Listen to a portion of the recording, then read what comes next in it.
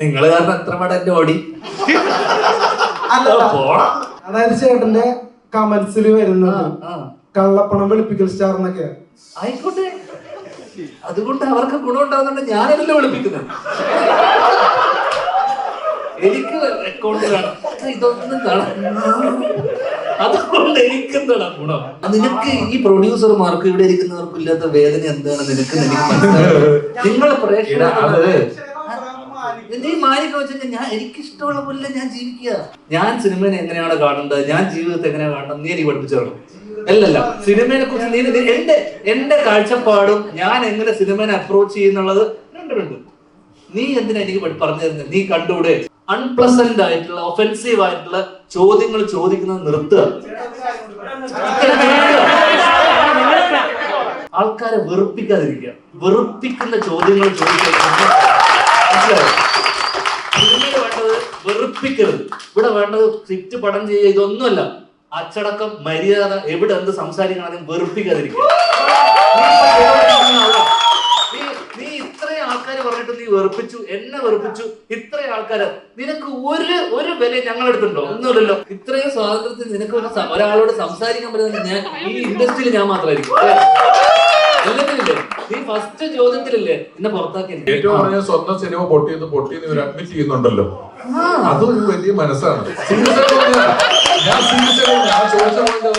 നമ്മൾ സിനിമ ചെയ്തുകൊണ്ട് നമ്മൾ ഏറ്റവും ഇവിടെ വലിയ സൂപ്പർ സ്റ്റാർ ആയിട്ടുള്ള വലിയ നല്ല സിനിമ ചെയ്യുന്നവരൊക്കെ നല്ല മനുഷ്യന്മാരാന്ന് എനിക്ക് തോന്നുന്നുണ്ടോ?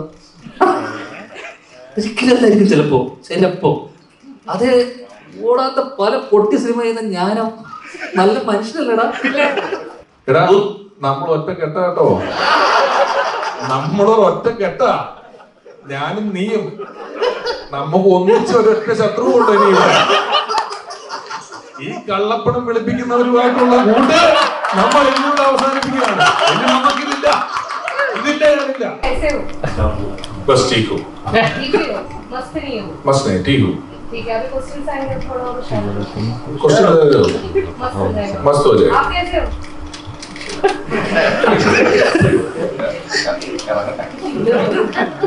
बढ़िया बढ़िया बढ़िया बढ़िया. हाँ,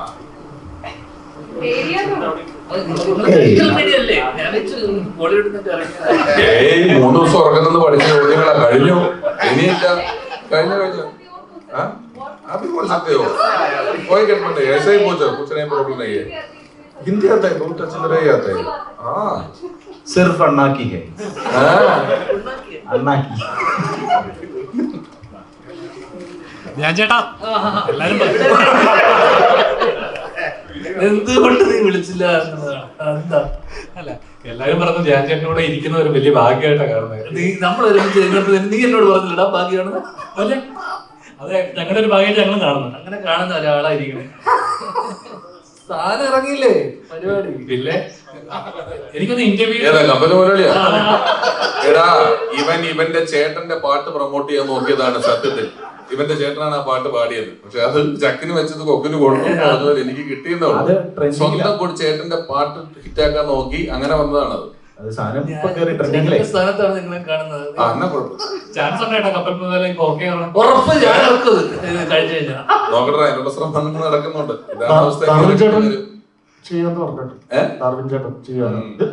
ഇത് കഴിഞ്ഞിട്ട്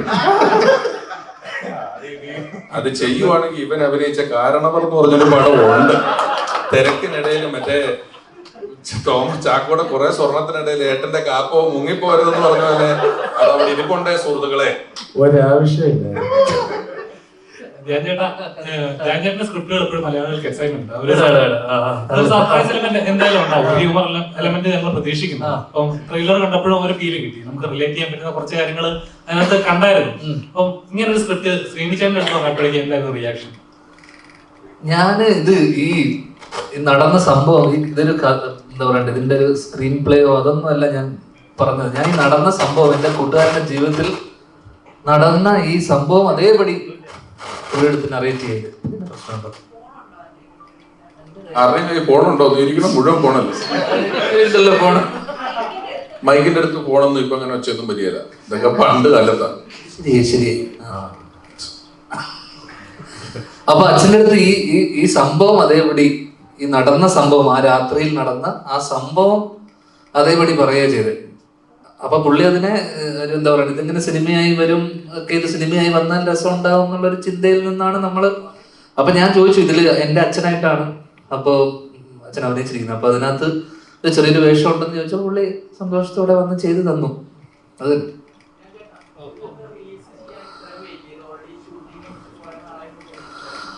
അതുകൊണ്ടല്ലടാ നമ്മൾ കഴിഞ്ഞ വർഷം തൊട്ട് ഇത് റിലീസ് ചെയ്യാൻ കാരണം കഴിഞ്ഞ വർഷം നമ്മൾ ഓണത്തിന് നോക്കിയപ്പോൾ ഇവര് കൊണ്ടലുണ്ടായിരുന്നു. കൊണ്ടലിന്റെ എക്സിക്യൂട്ടീവ് പ്രൊഡ്യൂസറാണ്, മിന്നലിന്റെ എക്സിക്യൂട്ടീവ് പ്രൊഡ്യൂസറാണ്, പിന്നെ ഏതാണ് നടന്ന സംഭവം, ഇപ്പൊ എന്റെ ഡിറ്റക്റ്റീവ് വിജിലന്റെയും എക്സിക്യൂട്ടീവ് പ്രൊഡ്യൂസറാണ്. അപ്പൊ ഇവരുടെ തന്നെ സിനിമകൾ കറക്റ്റ് സമയത്ത് ഓരോ സിനിമകൾ ഉണ്ടായത് കൊണ്ട് തന്നെ അപ്പൊ നമ്മളൊരു സമയം നോക്കി പിന്നെ എല്ലാം ഈ തിരക്കും പരിപാടി എല്ലാം, കാരണം കഴിഞ്ഞ മാസങ്ങൾ വർഷങ്ങളൊക്കെ എല്ലാ ആഴ്ചയും 3-4 റിലീസൊക്കെ ഉണ്ടായിരുന്ന സമയമാണ്. അപ്പൊ അതുകൊണ്ട് തന്നെ എന്റെ അച്ഛൻ പറഞ്ഞ പോലെ തന്നെ എല്ലാത്തിനും അതിന്റേതായ സമയമുണ്ട്, അപ്പോഴേ വരുള്ളൂ. അപ്പൊ അത് അങ്ങനെ നമ്മള് ഒരു കറക്റ്റ് ഒരു സമയം നോക്കി. പിന്നെ ഈ ഫെബ്രുവരി മാസം ഞാൻ ആക്ച്വലി എനിക്ക് കമ്മിറ്റ്മെന്റ് ഒന്നും ഇല്ലായിരുന്നു. അപ്പൊ നമ്മള് പ്രൊമോട്ട് ചെയ്യാനും എല്ലാവരും ഫ്രീ ആയിരിക്കുന്ന ഒരു സമയം എന്നുള്ള രീതിയിൽ ഈ ഒരു റിലീസ് ഈ മാസം നോക്കിയതാണ്.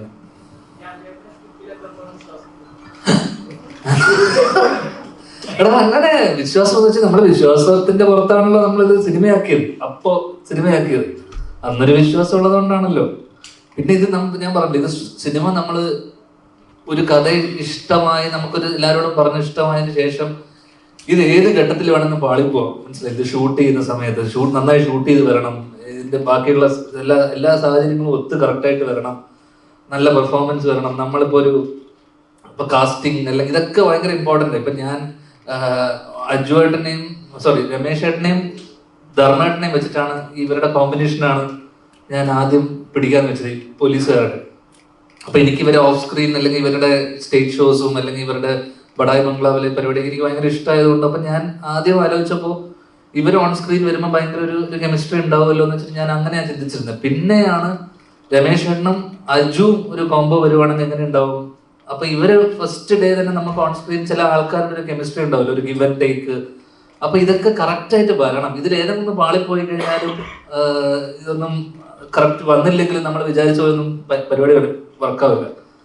ജീവ ആയിക്കോട്ടെ, ദിവ്യനായിക്കോട്ടെ, എനിക്ക് ഈ പറയുന്ന ഇതിലുള്ള എല്ലാ കഥാപാത്രങ്ങളും ഞാൻ കണ്ടിട്ടുള്ളതും എനിക്കറിയാവുന്ന എൻ്റെ അടുത്ത സുഹൃത്തുക്കളാണ്. ജീവ ചെയ്ത റോൾ ആയിക്കോട്ടെ, ദിവ്യൻ ചെയ്തായിക്കോട്ടെ, ഇവരെയൊക്കെ ഞാൻ എൻ്റെ അടുത്ത സുഹൃത്തുക്കളാണ്. അപ്പം ഇവരെയൊക്കെ എനിക്ക് എവിടെയെങ്കിലുമൊക്കെ റിലേറ്റ് ചെയ്യാൻ പറ്റുന്നത് കൊണ്ടാണ് ജീവയുടെ ഷോസും അല്ല ആങ്കർ ചെയ്തതും അല്ലെങ്കിൽ ജീവയുടെ യൂട്യൂബ് ഇതൊക്കെ ഞാൻ കണ്ടിരുന്നു. അപ്പം ആ രീതിയിൽ എനിക്ക് എനിക്ക് എൻ്റെ ഈ കൂട്ടുകാരനായിട്ട് എനിക്ക് അധികം റിലേറ്റ് ചെയ്യാൻ പറ്റും. ദിവ്യനെ എനിക്ക് ഇതേപോലെ സിനിമക്കപ്പുറത്തൊരു പരിചയവും ബന്ധമുണ്ട്. ദിവ്യനാണ് ഈ പ്രൊജക്റ്റ് ആദ്യം ഇനീഷ്യേറ്റ് ചെയ്യുന്നത്. അപ്പം ദിവ്യനോട് ഞാൻ അങ്ങോട്ട് ചോദിക്കുക, അളിയത് ചെയ്യുമോ? കാരണം പഴയ വിന്റേജ് മുകേഷ് ഏട്ടന്റെ ചില മാനറിസവും ഇതൊക്കെ അളിയന്റെ കയ്യിലുണ്ട്. അപ്പം എനിക്ക് പെട്ടെന്ന് അളിയത് ചെയ്തു കഴിഞ്ഞാൽ എങ്ങനെ ഉണ്ടാവും. അപ്പൊ ആ രീതിയിൽ ഇതൊക്കെ എല്ലാം ഒത്തു വന്നാൽ മാത്രമേ ഒരു കംപ്ലീറ്റ് ഒരു സാധനം ഉണ്ടാവുള്ളൂ.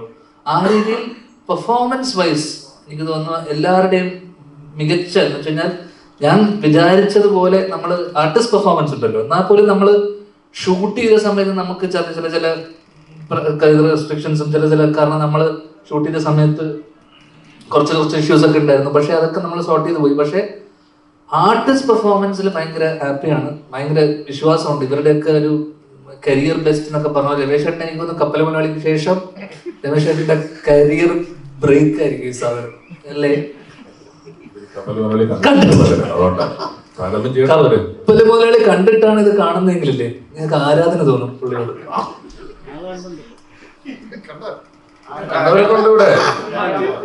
പക്ഷേ ഇപ്പൊ അന്നൊക്കെ സിനിമ ഇറക്കുമ്പോ ഇവനെ പോലെ വന്നിരുന്ന തള്ളാനുള്ള സൗകര്യങ്ങളില്ലായിരുന്നു. അതാണ് അതിന്റെ ഒരു പ്രധാനപ്പെട്ട പ്രശ്നം. അന്ന് പത്രത്തിൽ ഭയങ്കര വിലയാണ് ഒരു കാലടി പരസ്യം കൊടുക്കുന്നതിന് തന്നെ. അങ്ങനെ കൊടുത്തിട്ടുള്ളതാണ്. ഞാൻ പണിയെടുത്തത് അത് തന്നെ. നീ കാരണവർക്ക് പ്രൊമോഷൻ കൊടുക്കുക. അപ്പൊ നേരത്തെ ചോദിച്ചത് വിശ്വാസം ഉണ്ടോന്ന് ചോദിച്ചു കഴിഞ്ഞാൽ എടാ നല്ല എഴുതാടാ, വിശ്വാസമുണ്ട്. രമേശ് ചേട്ടാ ഒരുപാട് സ്ക്രിപ്റ്റുകൾ കണ്ടിട്ടുള്ള ആളാണ്. അപ്പൊ നല്ല ഹ്യൂമർ കൈകാര്യം ചെയ്യുന്ന ഒരാളാണ് താങ്കൾ. അപ്പം ധ്യാനെ പോലുള്ള ഒരു ആക്ടറിനെ നമുക്കറിയാം, സ്ക്രിപ്റ്റ് റൈറ്റർ മുമ്പിലേക്ക് വരുമ്പോ ആ സ്ക്രിപ്റ്റ് വായിക്കുമ്പോൾ ഉണ്ടാകുന്ന ഒരു ഫീലിംഗ് ഉണ്ടല്ലോ, എങ്ങനെ ഉണ്ടായിരുന്നു അത്? എനിക്ക് ഇവന്റെ വീട്ടിൽ ഇവന്റെ അച്ഛൻ, എന്റെ ചേട്ടൻ, ഇവർക്കൊക്കെ എഴുത്ത് ഇവരുടെ കഥാപാത്രത്തെ എഴുതുന്നതിലാണെങ്കിലും അല്ലാതെ ആണെങ്കിലും ഇവർക്ക് എഴുത്ത് എനിക്ക് കുറച്ചുകൂടെ ഇഷ്ടമാണ്. ഇവർ ചെയ്ത എല്ലാ പടങ്ങളും ഞാൻ കണ്ടിട്ടില്ല, എങ്കിലും എനിക്ക് എഴുത്തിലാണ് ഇവര് അഭിനയത്തിൽ കുറച്ചുകൂടി കംഫർട്ട് നോക്കുന്ന ഒരാളാണ്. ഇവനങ്ങനെ ഒക്കെ നോക്കി വയ്ക്കുന്ന ഒരാളാണ്. പക്ഷെ എഴുത്ത് കുറച്ച് അധ്വാനിച്ച് എഴുതുകയും ഇവൻ അറിയാവുന്ന കഥയായതിൻ്റെ ഒരു വലിയ സൗകര്യമുണ്ട്. ഇവൻ അതിനകത്ത് ആ കഥയിൽ ഇൻവോൾവ് ചെയ്തിട്ടുള്ള ഒരാളാണ്. അതിനോട് ഏറ്റവും ആ കണ്ട കാര്യങ്ങളോട് ഏറ്റവും നീതി പുലർത്തി നിൽക്കുക, കണ്ടതിനെ എങ്ങനെ സിനിമാറ്റിക് ആയിട്ട് ചെയ്യാന്നുള്ളതാണ് കൂടുതലും നോക്കിയിട്ടുള്ളത്. പിന്നെ വിനയ് ഓഫ് കോഴ്സ് വളരെ എക്സ്പീരിയൻസ്ഡ് ആയിട്ടുള്ള ഒരു ഡയറക്ടറാണ്. പിന്നെ ഈ പറഞ്ഞ പോലെ ഇവരൊക്കെ എക്സ്പീരിയൻസ് ആണ്. ഇതൊരു ചെറിയ പടമാണ്. ഇതുമായിട്ട് ഒരുപാട് വലിയ പൈസ മുടക്കിയിട്ടുള്ള ഒരുപാട് വലിയ താരങ്ങളുള്ള അങ്ങനെയൊന്നുള്ളൊരു പടമല്ല. ഒരു ചെറിയ സാധാരണക്കാരാണ്, നമ്മുടെ നാട്ടിൽ താമസിക്കുന്നവരാണെന്നൊക്കെ നമുക്ക് തോന്നുന്ന പോലെയുള്ള ആളുകളും അവരൊക്കെ അഭിനയിച്ചിട്ടുള്ളൊരു പടമാണ്. അതിൻ്റെതായ ഒരു രസം എനിക്ക് വായിച്ചിട്ടുണ്ടായിരുന്നു. ഞാൻ സ്ക്രിപ്റ്റ് ആയിട്ടല്ല വായിച്ചത്. ഞാൻ എന്നെ വിളിച്ചപ്പോൾ ഒരു കഥയാണ് പറഞ്ഞത്, ഇന്നപോലെ സംഭവിച്ചു, ഇന്നതാണ് ചെയ്യേണ്ടത്, ഇന്നോട് കേട്ടപ്പോൾ നല്ല രസം തോന്നി, നന്നായിട്ട് തോന്നി. ഞാൻ ശ്രീനേരിന്റെ കൂട്ടത്തിൽ ആദ്യമായിട്ട് അഭിനയിക്കുന്ന ഒരു സിനിമ ഇതാണ്. അതെന്റെ ഒരു വലിയ സന്തോഷമായിരുന്നു.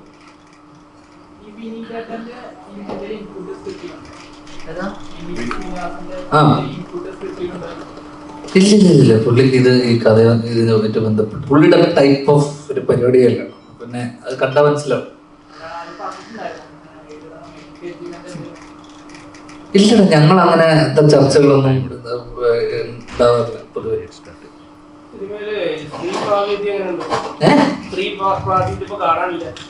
അവരാരും വന്നില്ല വിളിച്ചിട്ട്. ഇവിടെയും കുറവാണല്ലോ. സ്ത്രീ പ്രാധാന്യമുണ്ട്, വലിയ പ്രാധാന്യമുണ്ട്. സ്ത്രീ കഥയുടെ ടേണിംഗ് പോയിന്റിൽ വലിയ ഘടകമാണ്. അല്ല ഇവിടെ ഇല്ലാന്ന്, ഇവിടെ കാണാറില്ലെന്ന് വെച്ചപ്പോ ഇവിടെ വരാൻ പലരും തൻവീട് ചേട്ടന്റെ കല്യാണമാണ്, സുരഭി സീരിയലിന്റെ ഷൂട്ടിലാണ്. അപ്പൊ അങ്ങനെ വീണ അതിന്റെ എന്തിയോ തിരക്കിലാന്ന് പറഞ്ഞ വീട്ടിലിരിക്കുകയാണ്. അങ്ങനെ വലിയ വിമോചകനായതുകൊണ്ടൊന്നുമല്ല, അവനൊക്കെ നോക്കിയിട്ട് അവന് ഒരു തൃപ്തി വരുന്നില്ല. നീ വിചാരിക്കുന്ന പോലെ അവനൊരു സ്ത്രീ വിമോചകനായിട്ട് ഇവിടെ സ്ത്രീ അതൊന്നും അല്ല. അവൻ നോക്കി പറഞ്ഞൊരു സുഖമില്ല. അതാണ് അവൻ ചോദിച്ചത്. അതുകൊണ്ടല്ലേ ഞാൻ പറഞ്ഞത്. എനിക്കും അറിയാം. അല്ലാതെ ഈ സിനിമയിലെ സ്ത്രീ പ്രാതിനിധ്യം എന്നൊക്കെ ചോദിച്ചാൽ അത്ര ഇല്ല. നോക്കിയിട്ടാണൊരു സ്ത്രീ വന്നു, പ്രാതിനിധ്യം ഉണ്ട്. നീ കാണുന്നുണ്ടല്ലോ, എനിക്ക് കാണാൻ പറ്റുന്നില്ല. അവിടെയാണ് നീ അവിടെ നോക്കിയിട്ട് നീ വന്നെന്ന് പറഞ്ഞ ആള് വിളിക്കുന്നത്. ഇപ്പം ഓൺലൈൻ ഗെയിമിംഗ് ആപ്പുകളുടെ കാലഘട്ടമാണ്. അപ്പം അതിന്റെ ദൂഷ്യവശങ്ങൾ നമുക്ക് നന്നായിട്ട് അറിഞ്ഞുകൊണ്ടിരിക്കാം. അപ്പൊ കഴിഞ്ഞ ദിവസം ധ്യാൻ ചേട്ടന്റെ ഒരു അഡ്വർടൈസ്മെന്റ് ഉണ്ട്, അത്തരം ഒരു ആപ്പിനെ പ്രൊമോട്ട് ചെയ്തുകൊണ്ട്.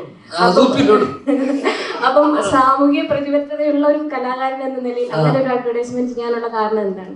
സാമൂഹിക പ്രതിബദ്ധത ഉണ്ടെന്ന് ആരാ പറഞ്ഞത്? ഞാൻ നിന്നോട് എപ്പോഴെങ്കിലും പറഞ്ഞു?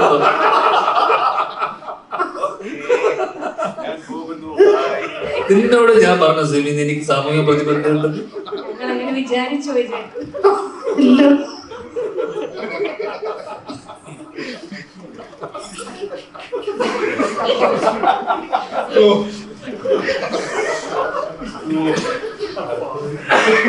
ഡോർ തുറന്നുകൊടുക്കാണ് ഒരു ചോദ്യം ഇറങ്ങി പോകുന്നത്.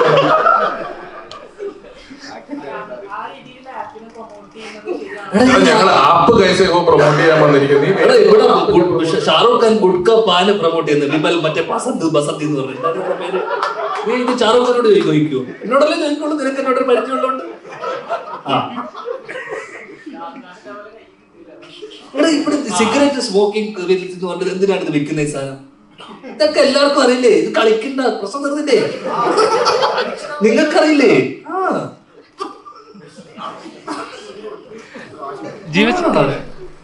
നീ പൈസ വരുന്ന ആൾക്കാർക്ക് ഞാൻ പൈസ കൊടുക്കും.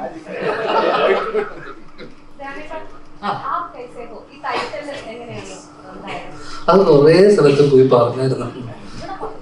ഇത് ആപ്പ് എന്നുകൊണ്ട് ഉദ്ദേശിക്കുന്നത് മറ്റേ മലയാളത്തിലുള്ള ആപ്പ് വെക്കുക എന്ന് പറഞ്ഞ പോലത്തെ. അതുകൊണ്ടാണ് പിന്നെ ഞാൻ പറഞ്ഞത് ഇതിനുള്ള ഒരു പ്രധാന കഥാപാത്രം സെൻട്രൽ ക്യാരക്ടർ ചെയ്യുന്ന പെൺകുട്ടി ഹിന്ദി സ്പീക്കിംഗ് ആളാണ്. അപ്പം അതുകൂടെ കൊണ്ട് ആ കേസേഹോ എന്നുള്ള രീതിയിൽ വെച്ചതാണ്, വേറൊന്നുമല്ല. ജീവിച്ചേട്ടാ, ഇപ്പം 21 ഗ്രാൻസിലെ കഥാപാത്രം വളരെ ശ്രദ്ധിക്കപ്പെട്ടായിരുന്നു. അപ്പം അതിനുശേഷം നമ്മൾ വിചാരിച്ചത് ഇനി കണ്ടിന്യൂസ് അതുപോലത്തെ അല്ലെങ്കിൽ വേറെ ലെവൽ കഥാപാത്രങ്ങൾ വരും എന്നുള്ളതിലായിരുന്നു. പക്ഷെ വന്നില്ല. പക്ഷെ ഇതേ ഈ ചിത്രത്തിലെ കഥാപാത്രം കുറച്ച് ഡിഫറെന്റ് ആണ്.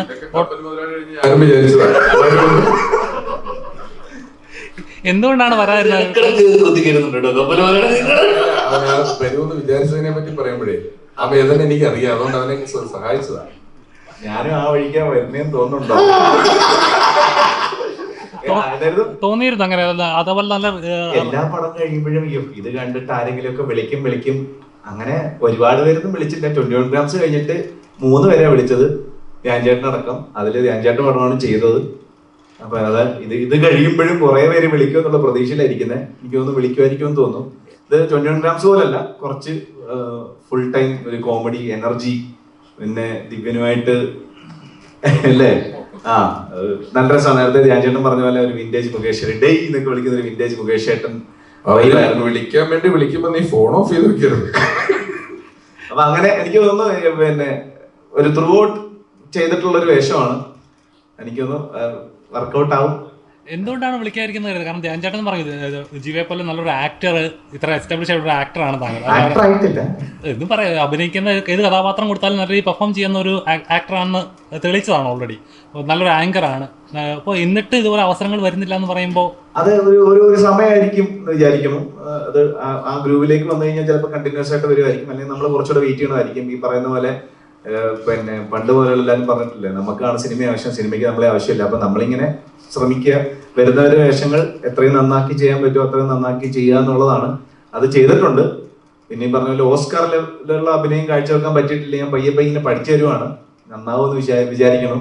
അപ്പൊ എല്ലാവരും കണ്ട അഭിപ്രായം പറഞ്ഞു കഴിഞ്ഞാൽ നല്ലതാണെങ്കിൽ നല്ലത്, ഇന്ന കാര്യങ്ങൾ കുറച്ചുകൂടെ നന്നാക്കായിരുന്നു എന്നൊക്കെ പറഞ്ഞു കഴിഞ്ഞാൽ നമുക്ക് തന്നെ കുറച്ചുകൂടെ പഠിക്കാൻ പറ്റും. അടുത്ത പടം വരുമ്പോൾ കുറച്ചുകൂടെ നന്നായിട്ട് ചെയ്യാൻ പറ്റും.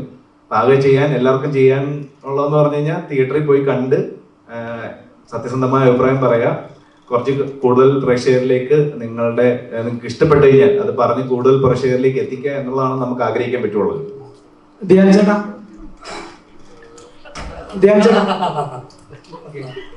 മലയാള സിനിമ ഇപ്പോ ഒരു വലിയ പ്രതിസന്ധിയിലൂടെയാണ് കടന്നു പോകുന്നത് എന്നുള്ള വാർത്തകളാണ് ഞങ്ങൾ എല്ലാവരും കണ്ടുകൊണ്ടിരിക്കുന്നത്. ഉടനെ സമരം വരും അങ്ങനെയൊക്കെ. അപ്പൊ അത്തരത്തിലൊരു സാഹചര്യത്തിലാണ് കുത്തൊഴുക്ക് പോലെ ധ്യാൻ ചേട്ടന്റെ പടങ്ങള് വരുന്നത്. അതെ. അപ്പൊ ഞാൻ പറയുന്നത്, ധ്യാൻ ചേട്ടന്റെ കഴിഞ്ഞ ദിവസത്തെ ഒരു റീല് കണ്ടായിരുന്നു. അതില് ധ്യാൻ ചേട്ടൻ തന്നെ ധ്യാൻ ചേട്ടനെ പടക്കം സ്റ്റാർ എന്നാണ് വിശേഷിപ്പിക്കുന്നത്. അല്ല, ആ റീലിന്റെ കൺസെപ്റ്റ് അതാണ്, ഒരു പടക്കം തോളിലിട്ടുകൊണ്ട് വരുന്നത്. മനസ്സിലാകുന്നുണ്ട്? അപ്പൊ ഒരു പടത്തിനെ ശരിക്കും ഡീമോട്ടിവേറ്റ് ചെയ്യല്ലേ ചെയ്യുന്നത്. ഞങ്ങൾ എത്ര പ്രൊമോട്ട് ചെയ്യാലോ ഇപ്പൊ കേറുവോ? നിങ്ങളോ? ഞങ്ങള് മീഡിയ ടീം. നിങ്ങള് കാരണം എത്ര പടം എന്റെ ഓടി. ചേട്ടാ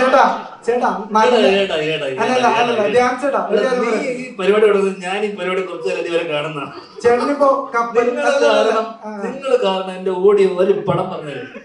എനിക്ക് പറഞ്ഞ എന്റെ കൊള്ളാവത്ത ഒരു പടം നിങ്ങൾ കാരണം നീ കാരണം ഓടിച്ചു പറഞ്ഞു. നല്ലൊരു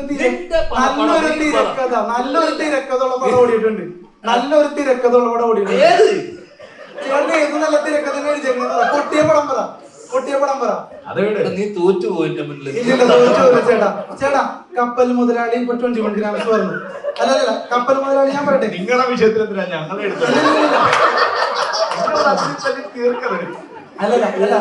ചോദ്യം ഒന്ന് ഫിനിഷ് ചെയ്തോട്ടെ. ചോദ്യം ഫിനിഷ് ചെയ്തോട്ടെ. അതായത് കപ്പൽ മുതലാളി താരതമ്യേന നല്ല പടമാണ്. നിനക്കിഷ്ടമാണ്, നിന്റെ ഇഷ്ടം. എനിക്കിഷ്ടമില്ല പടം. പക്ഷെ 21 ഗ്രാംസ് താരതമ്യേന നല്ല പടം, ബോക്സ് ഓഫീസ് ഹിറ്റ് ആണെന്നല്ല പറയുന്നത്. കപ്പൽ മുതലാളി ബോക്സ് ഓഫീസ് ഹിറ്റ് അല്ല. പക്ഷെ ഞാൻ പറഞ്ഞു വന്നത് അത് ഭയങ്കരമായിട്ട് കളിയല്ല.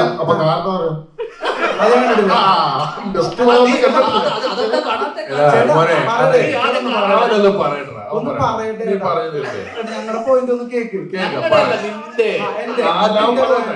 എന്റെ പോയിന്റ് കാരണം ഇപ്പൊ തന്നെ ഞാൻ പറയാം.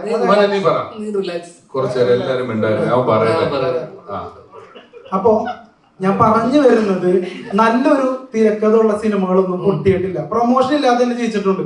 ഞങ്ങളിപ്പോ വരാത്ത പടങ്ങൾ ഒരുപാട് ജയിച്ച് ഞങ്ങൾ കണ്ടിട്ടുണ്ട്. മനസ്സിലാവുന്നുണ്ടോ? പിന്നെ എന്റെ ഒരു അഭിപ്രായം, മലയാള സിനിമയുടെ ഒരു പ്രേക്ഷകൻ എന്നുള്ള നിലയിൽ പറയാണ്, ഏറ്റവും വലിയ പ്രതിസന്ധി ഈ പറയുന്ന പോലെ ഒരു കണക്കുമില്ലാണ്ട് ചൂടപ്പം പോലെ ഇറങ്ങുന്ന സിനിമകളാണ്. അത് നിങ്ങള് പ്രൊഡ്യൂസർമാര് ഫുൾ സ്ക്രിപ്റ്റ് വായിച്ചു നോക്കിയിട്ട് പടങ്ങൾ ഇനി മുതൽ സെലക്ട് ചെയ്യണം എന്നാണ് എന്റെ അഭിപ്രായം ആസ് എ പ്രേക്ഷകൻ.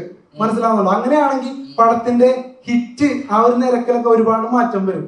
അതല്ലാതെ നിങ്ങളുടെ ഇന്റൻഷൻ എന്താണ് ഇങ്ങനെയുള്ള കുറെ പടങ്ങൾ പ്രതീക്ഷ വെക്കേണ്ടെന്ന് പറയുന്നത്? ഞങ്ങളൊക്കെ ഒരു സിനിമാക്കാരനാവണമെങ്കിൽ തന്നെ ഒരുപാട് പ്രതീക്ഷയിലാണ്. ഇപ്പൊ കപ്പൽ മുതലാളി കഴിഞ്ഞ എത്ര നായക വേഷം രമേഷ് പിഷാരടി കിട്ടി? കപ്പൽ മുതലാളി കഴിഞ്ഞു, എത്ര നായക വേഷം കിട്ടി രമേഷ് പിഷാരടി ചേട്ടന്? സൈഡ് റോളിലോട്ട് പോയില്ലേ? പക്ഷെ ചേട്ടന് എത്ര പടം പൊട്ടിയിട്ടും പടം കിട്ടുന്നുണ്ട്. നിനക്ക് ഇതിന്റെ പെറിഫറൽ ആയിട്ടുള്ള കാര്യങ്ങൾ മാത്രമേ അറിയുള്ളൂ.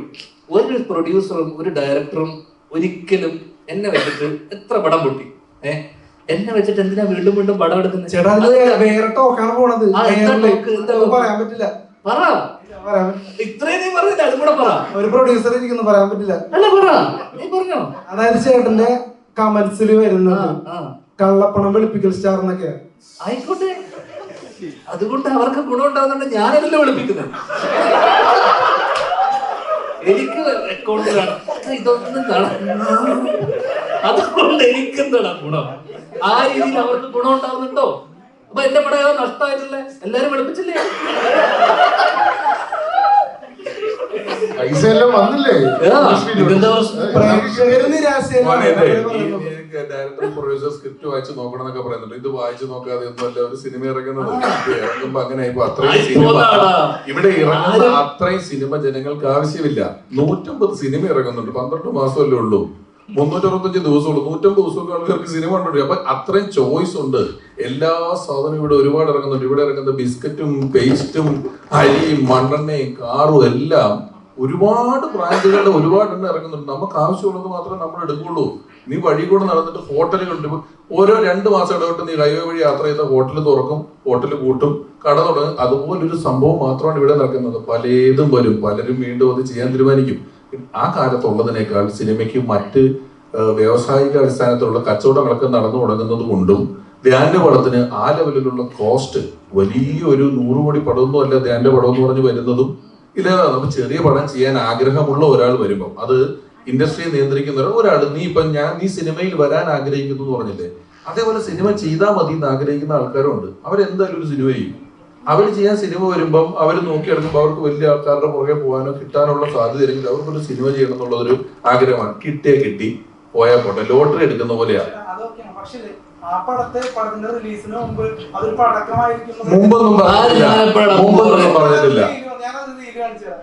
ശ്രീകാന്ത് വെട്ടിയാരും അപ്ലോഡ് ചെയ്തിട്ടുണ്ട്. നിനക്ക് ഈ പ്രൊഡ്യൂസർമാർക്ക് ഇവിടെ ഇരിക്കുന്നവർക്കും ഇല്ലാത്ത വേദന എന്താണ് നിനക്ക് മനസ്സിലാവും. നിങ്ങളെ പ്രേക്ഷകർ നീ മാനിക്ക വെച്ചാൽ ഞാൻ എനിക്കിഷ്ടമുള്ള പോലെ ഞാൻ ജീവിക്കുക, എനിക്കിഷ്ടമുള്ള കാര്യം ഞാൻ ചെയ്തൂടെ. അല്ല, അതിനകത്ത് പൊട്ടുന്നല്ല പറയുന്നത്, പറയുന്നത് ആ റീലിനകത്ത് പറയുന്നത് എന്താ, ഈ പടക്കം പൊട്ടില്ല, ഇത് പൊട്ടിയായിരുന്നു. അത് ഇവിടെ ഒരാളും ഒരു സിനിമ എടുത്തിട്ട് ഇത് കാണുന്ന പ്രേക്ഷകൻ പണ്ടാരം തുടങ്ങണം, അവൻ കണ്ടിട്ട് വെറുക്കണം എന്ന് പറഞ്ഞിട്ടല്ല സിനിമ എടുക്കുന്നത്. എല്ലാവർക്കും ആ സിനിമ ആരെങ്കിലും ഒക്കെ ഒരാളുടെ പേഴ്സണൽ ഫേവറേറ്റ് ആയിരിക്കും. ഈ സിനിമ കണ്ട് കുറച്ച് ആൾക്കാരിലേക്ക് എത്തണം, അപ്പൊ ആ പടത്തെ പറ്റി നല്ല അഭിപ്രായം പറയണം. അല്ലെങ്കിൽ അല്ലാതെ ഇത് കണ്ട ആൾക്കാരെന്നെ ചീത്ത വിളിക്കണം എന്ന് പറഞ്ഞ് ആരും സിനിമ എടുക്കുന്നില്ലെന്നാണ് എനിക്ക് തോന്നുന്നത്. പിന്നെ ഞാൻ എങ്ങനെ ജീവിതത്തിനെ കാണണം എന്ന് നീയാണോ എനിക്ക് പഠിപ്പിച്ചു തരാ? അല്ല, ഞാൻ സിനിമയെ എങ്ങനെയാണ് കാണേണ്ടത്, ഞാൻ ജീവിതത്തെ എങ്ങനെയാണ് കാണണം നീ എനിക്ക് പഠിപ്പിച്ചു തരണം. അല്ലല്ല, സിനിമയെ കുറിച്ച് എന്റെ കാഴ്ചപ്പാടും ഞാൻ എങ്ങനെ സിനിമയെ അപ്രോച്ച് ചെയ്യുന്നുള്ളത് രണ്ടുണ്ട്. നീ എന്തിനാ എനിക്ക് പറഞ്ഞു തരുന്നത്? നീ കണ്ടുകൂടെ? അല്ലല്ല, അത് നിനക്ക് ഇത്രയും ആൾക്കാരിരിക്കെ പ്രസ് മീറ്റിൽ നീ ജീവിതത്തിനെ വളരെ സീരിയസ് ആയിട്ട് നീ ചെയ്യുന്ന ജോലി സീരിയസ് ആയിട്ടല്ലേ കാണുന്നത്? അതേ സീരിയസ്നെസ്സോടെ ഞാൻ ജോലി ചെയ്യുന്നു. ഇവിടെ ഏറ്റവും അച്ചടക്കത്തോടുകൂടി ജോലി നീ പറഞ്ഞപ്പോ ഞാൻ കേട്ടോ, നിർത്തി, ഒരു സെക്കൻഡ് നിർത്ത്. നീ ഒരു വാഗ്വാദത്തിന് വന്നതല്ലോ, അല്ലല്ലോ നീ പറഞ്ഞേക്ക്. ആവശ്യമില്ലാത്ത നീ ചെയ്ത പോലെ തന്നെ അവരിതായിട്ട് ചോദിക്കുന്ന ഞാൻ സീരിയസ് ആവണോ, ഞാൻ എന്താവണം എന്നുള്ളത് നീ എനിക്ക് പറഞ്ഞു തരണ്ടല്ലോ. മോനെ ഒരു സെക്കൻഡ് അത് വിട്. അതായത് അത് സീരിയസ് ആയിട്ടൊക്കെ എടുക്കുന്നുണ്ട്. സിനിമ പൊളിയുന്നു, ഈ പൊളിഞ്ഞു എന്നുള്ള കാര്യം മനസ്സിലാക്കുന്നുണ്ട്. ഞാൻ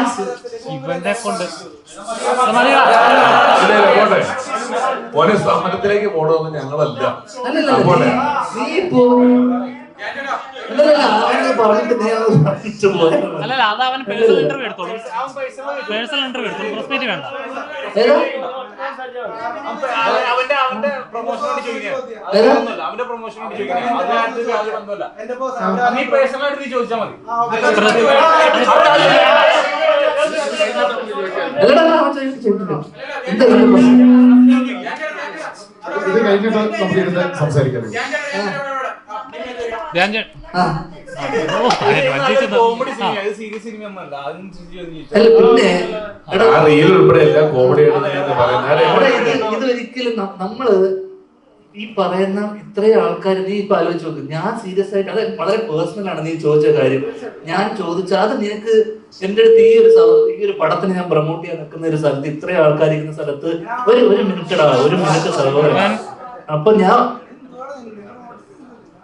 ഞാൻ പറയല്ലേ, നീ അത് കേക്ക്. നീ ഒരു ചോദ്യം ചോദിച്ചില്ലേ, നിങ്ങൾ കുറച്ചുകൂടെ സീരിയസ് ആയി കണ്ടോ? അതിന് ഞാൻ മറുപടി പറഞ്ഞിട്ടെ. ഞാൻ എങ്ങനെ ജീവിതത്തിനെ കാണണം, ഞാൻ എങ്ങനെ സിനിമനെ അപ്രോച്ച് ചെയ്യണം എന്നുള്ളത് നീ എനിക്ക് ദയവ് ഇത് പറഞ്ഞു തരുന്നു. നിന്നെ ഒരിക്കലും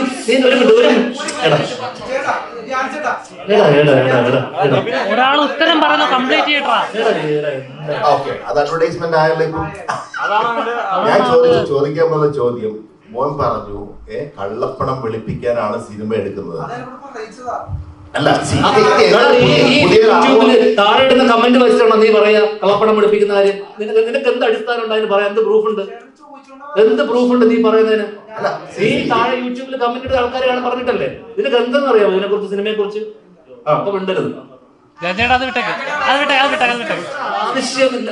നമ്മളൊരു സ്ഥലത്ത് വരുമ്പോ ഞാൻ ഇവരെയൊക്കെ എത്ര കാലമായി കാണുന്നത് അറിയാമോ? അൺപ്ലസന്റ് ആയിട്ടുള്ള ഒഫെൻസീവ് ആയിട്ടുള്ള ചോദ്യങ്ങൾ ചോദിക്കുന്നത് നിർത്തുക.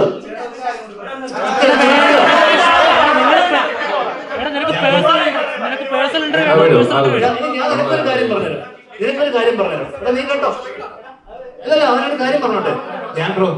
ഒരു കാര്യം നീ കേട്ടോ, എടാ ഒരു കാര്യം നീ കേട്ടോ. അല്ല അവനൊരു ഒരു കാര്യം പറയടാ മോനെ. എടാ നീ അവിടെ അവനെ നിങ്ങൾ കോർണറില്ലേ? എടാ എന്തുകൊണ്ടായിരിക്കും ഇത്ര സിനിമ എന്നറിയാമോ? ആൾക്കാരെ വെറുപ്പിക്കാതിരിക്കുക, വെറുപ്പിക്കുന്ന ചോദ്യങ്ങൾ ചോദിക്കുക. സിനിമയിൽ വേണ്ടത് വെറുപ്പിക്കരുത്. ഇവിടെ വേണ്ടത് സ്ക്രിപ്റ്റ് പടം ചെയ്യുക, ഇതൊന്നുമല്ല. അച്ചടക്കം, മര്യാദ, എവിടെ എന്ത് സംസാരിക്കണം വെറുപ്പിക്കാതിരിക്കുക. നീ ഇത്രയും ആൾക്കാര് പറഞ്ഞിട്ട് നീ വെറുപ്പിച്ചു, എന്നെ വെറുപ്പിച്ചു. ഇത്രയും ആൾക്കാര്, നിനക്ക് ഒരു വില ഞങ്ങളെടുത്തുണ്ടോ? ഒന്നുമില്ലല്ലോ. നീ ഇത്ര തവണ ഞാൻ മോനെ കുഴപ്പമില്ല. ഇതിലെയും അതിന്റേതായ രസത്തിൽ തന്നെ എടുത്താൽ മതി മോനെ, കുഴപ്പമില്ല. നിന്നോട് ഉത്തരം പറയാനില്ല. ഇത്രയും ആൾക്കാര് പറയുന്നത് പ്രൊമോഷൻസിന്റെ കാര്യങ്ങൾക്ക് വേണ്ടി വന്നാണ്. നിർത്തടാ, പറയല്ലേ, നിർത്തടാ. നിങ്ങൾക്ക് കുറെ പ്രാവശ്യം പുറത്താക്കുന്നല്ല, മറ്റുള്ളവർക്ക് ചോദിക്കാൻ അവസരം കൊടുക്കണം.